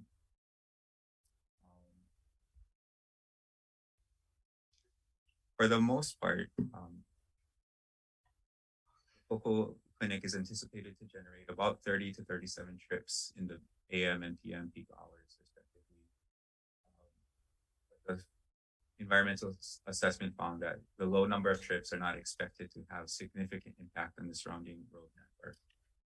But the study did recommend, though, was to look at the intersection along Mamalogo Highway and Mana Road and have conversations with the State Department of Transportation to assess the need for a traffic signal in the future. But other than that, the clinic is not expected to have a significant impact on local traffic.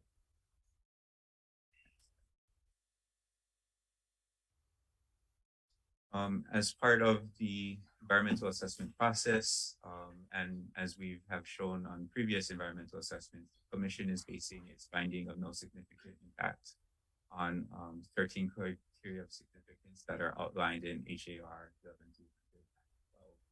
A full discussion of those criteria of significance and how we believe that there is not going to be a significant impact is discussed in more detail in your Commission packet and is available online for those at the details of how this project should not have a significant impact.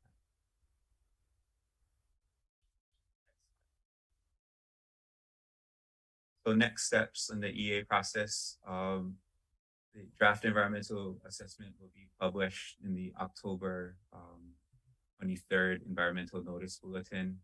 That will trigger a 30-day comment period between now and November.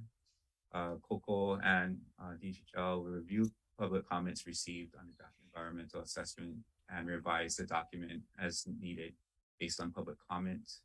And we hope to come back to the Commission in December for its for a decision on the final environmental assessment.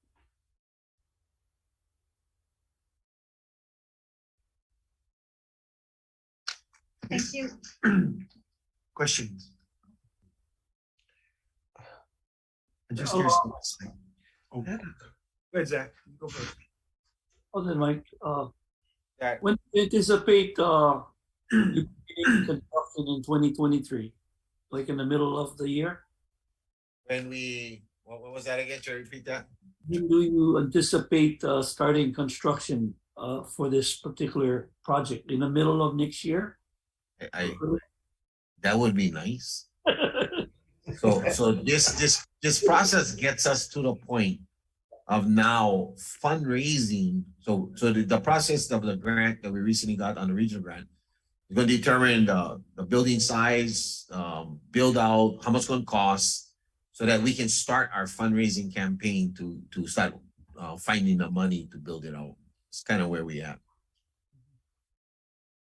I kind of want to share something with the commissioners that this gentleman has really set a great example for our native Hawaiians, because I visited his farm in Waimea. His tomato farm is unbelievable. I just wanted to compliment you and what you're doing for that community. It's awesome. And you know, I do my best. You're doing a great job. Keep it up. Thank you, Mike. Aloha. Thank you, Zach. Yeah, I'd just like to make a comment is that, you know, when you design that facility, look at, don't encompass it with roadways, leave room for expansion. It looks like where you're going, you'd have a major hospital out there. We do have 161 acres. Good, very good. Thank you. Ready? Thank you, Mr. Chair. Thank you for the presentation. It's a good project. It's a good project to move forward for Waimea. My question is on this particular project, are you folks looking at future ER services there, or is just a clinic from this time to this time? Do you? Yeah, so for right now, we are looking at just staying a rural health clinic. We would like to, at some point in time, discuss the possibility of kupuna housing next to the clinic, just to make it easier for kupuna to access their healthcare. Would be right there. I think that's an excellent recommendation. So you have behavior health there? Behavior health, yes. Dental? Yes, we have, right now we have 2 psychologists and 1 psychiatrist, and we're looking to hire an additional psychologist and having a difficult time recruiting, actually. Okay. And so just, I'm not too familiar on Waimea area, but is there a hospital close by, or where does the residents go should any medical emergency come about? Yeah, so we have Queens North Hawaii Community Hospital. Yeah. Okay. And so lastly, I guess December, this commission will be revisiting your project. And so should this project move forward, you'll probably be ready for a GIA submittal for 2023 to help with your fundraising efforts. But it's a good project. I really support these type of projects. For us in the Nanakuli Waianae area, we have the Waianae Comprehensive. They provide a lot of medical facility services out there for the Waianae Coast, which is really important for our Native Hawaiian beneficiaries. So good luck and thank you so much. Wow. Thank you, Andrew. Andrew, on the, you know, assuming everything moves ahead, like I think it will. What is the disposition for between the department and folks? In 2015, the commission authorized the department to negotiate a general lease with Waimea. I believe that decision was made in November of 2015. This is a Ilimasonary. Yes, it was Ilimasonary. Thank you. Go ahead, Randy. So yeah, again, congratulations on where you're at. And so in developing the plans, which is the next step, if I understand you correctly, and when you think about the fundraising that's required, you have any idea what that amount might be as a starting point? Yes. Yeah. We're looking at about 7 million is what we'll need. So 7 million would get you the plan, design, and then the building? Yeah. The whole build out. doing the plan design now. Okay, okay. 7 mil. Yeah. Well, good luck. Thank you. I do want to say, when we meet with other associations that aspire to achieve success in different ways, whether it be small or large, I think it's really important. It does help when we use the examples of other associations and what they've been able to achieve, and to speak to what's required to get that done. Because I think that's really important for associations that they flounder a little bit and then they want to give up. But it really is about leadership and tenacity and stamina, and you can accomplish great things. So congratulations. Thank you, Randy. It's 10 times harder than you think. I'm sure. Because it's trust based. And Mike doesn't sleep. Quick question. The archaeological site, what is that, do you know? So the archaeological site is in the middle of where we put the ag park. And Is it no, it's unfounded. The archaeological site is a small place that is unfounded. So because they couldn't make the determination, and based on the shifty rules, when they couldn't make the determination that they have to consider that it might be one, so therefore we will make them an archaeological site. So they didn't get deep into digging it out. But that whole property was leased to Parker Ranch. So that was a place called Christmas Paddock.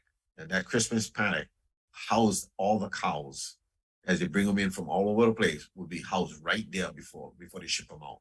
And that they did that for 100 years. Is it like a building or something? No, it's just independent rocks. Almost like when campfire, as the ranchers was, doing whatever, taking care of animals. But because they couldn't determine, they dug around it, they found nothing archaeologically. But because they couldn't say, and I think the guys who was doing the study never read the fact that it was that Christmas paddock that, had like 1,000 cows at a time in this 161 acres. Previously disturbed. Yeah. Second question is when we're gonna see the Aloha shirt with the tomatoes on top. Okay, that's all the questions that I have. Thank you very much. Thanks. Thank you guys.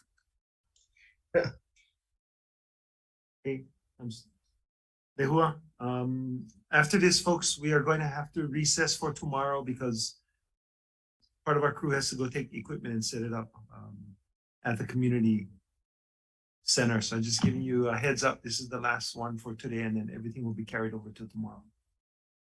All right, Lehua. Aloha Chair, Commission, Lehua Kinilau Kano, Nahaza Government Relations Program Manager. The submittal before you is for information only.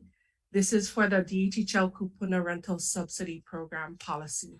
So we just wanted to put this policy before you this month with the idea that we would like to seek approval next month. So the commission already approved the Nahazda Annual Housing Plan in April 2022. HUD has already found that the housing plan is in compliance. And one of the program areas is the DHHL Kupuna Rental Subsidy Program.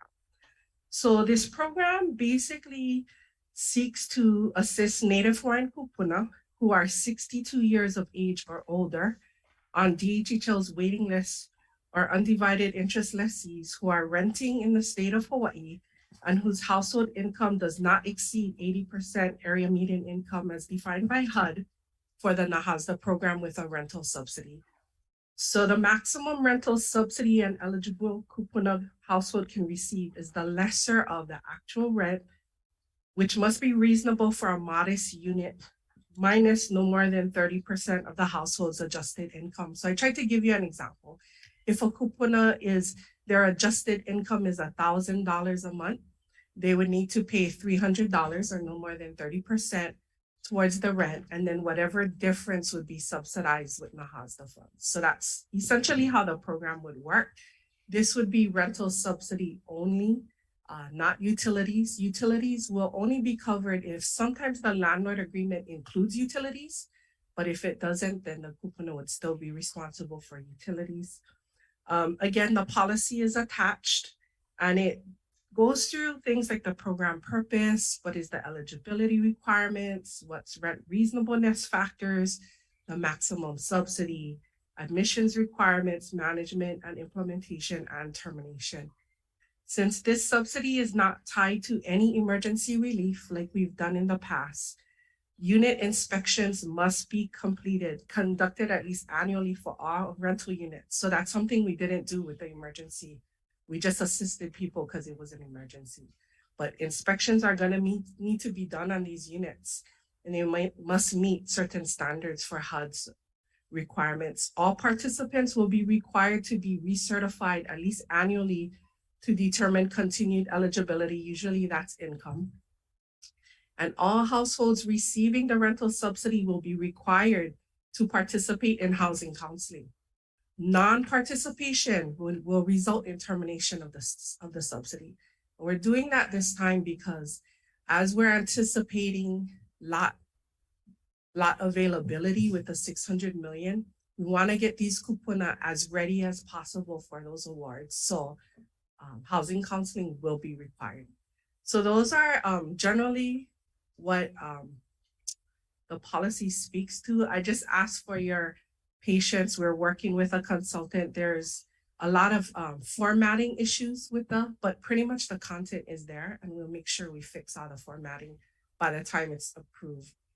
We're shooting for next month. So just wanted to. Thank you. Sure. Questions? Yeah. Lihua, hi Lihua, thank you. Who is the consultants that you're working with on this program? So HUD provides training and technical assistance. Her name is Cielo Gibson. She assists a number of Indian tribes across the nation with HUD requirements. So it's part of HUD's training and technical assistance. Oh, okay. Thank you. Can I ask you another question, Lihua? Does Nahasa, on projects like Habitat, that the Habitat program that they build on building their home on Hawaiian Homestead, does Nahasa have their own building inspector that goes in and inspect these Habitat homes? We do have inspections that are required. We have a vendor under contract. HUD has asked that while the county does do inspections, there are certain HUD requirements, and as the lender that provides the financing, that we do separate inspections, separate from the county inspections. We try to time it so that it doesn't inconvenience the construction. So when the county's going in, our inspectors also go in. Oh, okay. So the HUD inspectors supersede the city inspection permit process. The city is focused on building requirements, right? Safety type requirements. Mm-hmm. The inspections for NAHASDA are ensuring that all the NAHASDA requirements are met. And if they're not met, we can put our funds at jeopardy. So we're really trying to ensure that we do it properly so that we can continue to have these funds for families in the future. Correct. Yeah. And so have any projects been stopped under this NAHASDA inspection on Habitat? We did do one stop because our inspector had some concerns about a build in Leeward. Thankfully, we were able to resolve it. But yes, there was a few weeks that stopped, and you could be viewed that, well, the family lost those weeks. But at the same time, we want to make sure that the build is done properly. And there were some questions because there were certain portions that didn't match the plans. That being said, in the conversations we've had with Habitat, the plan is to fix all of those things before the final inspection, and then we'll send out the final inspection, and hopefully that'll all be resolved. Okay, great. All right, thank you. Thank you, Mr. Chair. Thank you, Ben.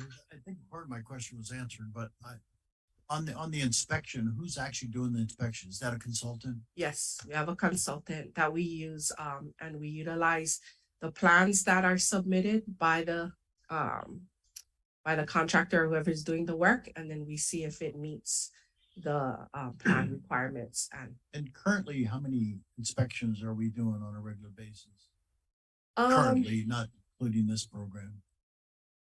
So all of the DHHL builds have county inspections, and then depending on, I think LDD has their own, sometimes they have construction managers for all of their projects. I'm not sure the frequency for theirs. Typically, we try to do it when the funds are gonna be drawn. So before we make the next payout, we ensure that whatever the plans or the draw schedule is being met before we send the next payout. And for Nahas, the Davis-Bacon is required too, so they have to submit certified payroll. All of that needs to be done before we send out the next draw. Okay, thank you. Lehua. Zach. Yeah, thank you, sir. Yeah, Lehua, I got a question. Do you have any anyone from Nahasda that anyone interested in Nahasda for this type of project to contact, or should they go to the district office if they're interested in a Typically, we encourage them to make contact with us at the department, because we usually, so our first contact is usually with one of our staff. She sends out the loan application, but she usually walks people through it because it's not the easiest form to fill out and all the documents that's needed to determine income eligibility. So she'll literally walk them through that information. If I may ask, who is the staff? The staff handling it now is Aloha Kaikaina. She recently was promoted. And so we're in recruitment, and right now hoping to hire a new staff. And that person would take on that responsibility. Kaikawa, is that her name? Kaikaina. Yeah, Kaikaina. Okay, thank you, Lehua.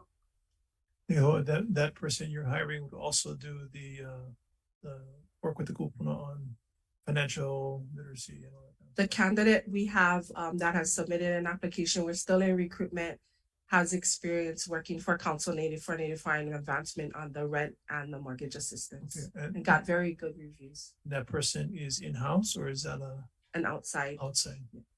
Thank you. Any further questions? Yeah, I had one more last one. You know, I think, and maybe you can correct me. So, Lehua, the Nahasa funds can also be used for beneficiaries in home improvement. In other words, a kupuna that are in a wheelchair and don't have funding to help build wheelchair ramps in their house. You know, they got their legs got amputated during the dialysis and everything. But is the funds from the HAZA, can they apply for those funds to help improvement in building their house or building emergency medical needs? The housing plan does include, it's called the Home Assistance Program, and that does allow for home repair or rehabilitation that needs to be done, including ADA type requirements you're describing. Yes. The preference for the program is our oldest homesteads first. The thinking is that the older homesteads is the ones that need it because, they're older than some that are newer. So again, like Kalamaula is number 1, Keaukaha is number 2, and so on for the different islands. We have a few requests from Nanakuli, just so you're aware, and we're working through the environmental review process to complete those projects. So yes, we do. And the only exception for the priority by area, by older area, is if it is ADA type issues. Then if it's ADA, we will consider newer homesteads, but again, the preference is for those older homestead communities first, because those homes are older, obviously. And oh yeah. I'm not looking at newer homesteads. It's the older homesteads. Nanakuli should be number 3 in line because there's a lot of older homestead and a lot of homes there could use the help. Is there they contact your department, or is there an application online that they have to do? What is the process for them to inquire? So far, yes, please contact the office directly and we will respond. And we don't put the application online right now, again, because it's a little difficult to go through. So our staff will literally walk the family through the application process and the forms. Yes. Thank you very much, Lehua. Thank you, Mr. Chair. Thank you. All right, Lehua, thank you very much. I want to mahalo everyone for coming. We start at 9:30 tomorrow morning, starting with 6 carryover items, followed by the J agenda. Tonight's The HHL community meeting is at Keaukaha Elementary School cafeteria at about 6:30 p.m. I want to mahalo Cedric and the crew there because they're going to have to run over and get prepared. So the meeting is in recess. Okay, good luck. Be safe at the community meeting. Safe, aloha. Watch out, though. Aloha. Randy, you be safe. See you, guys. Here's enough time. We'll do it.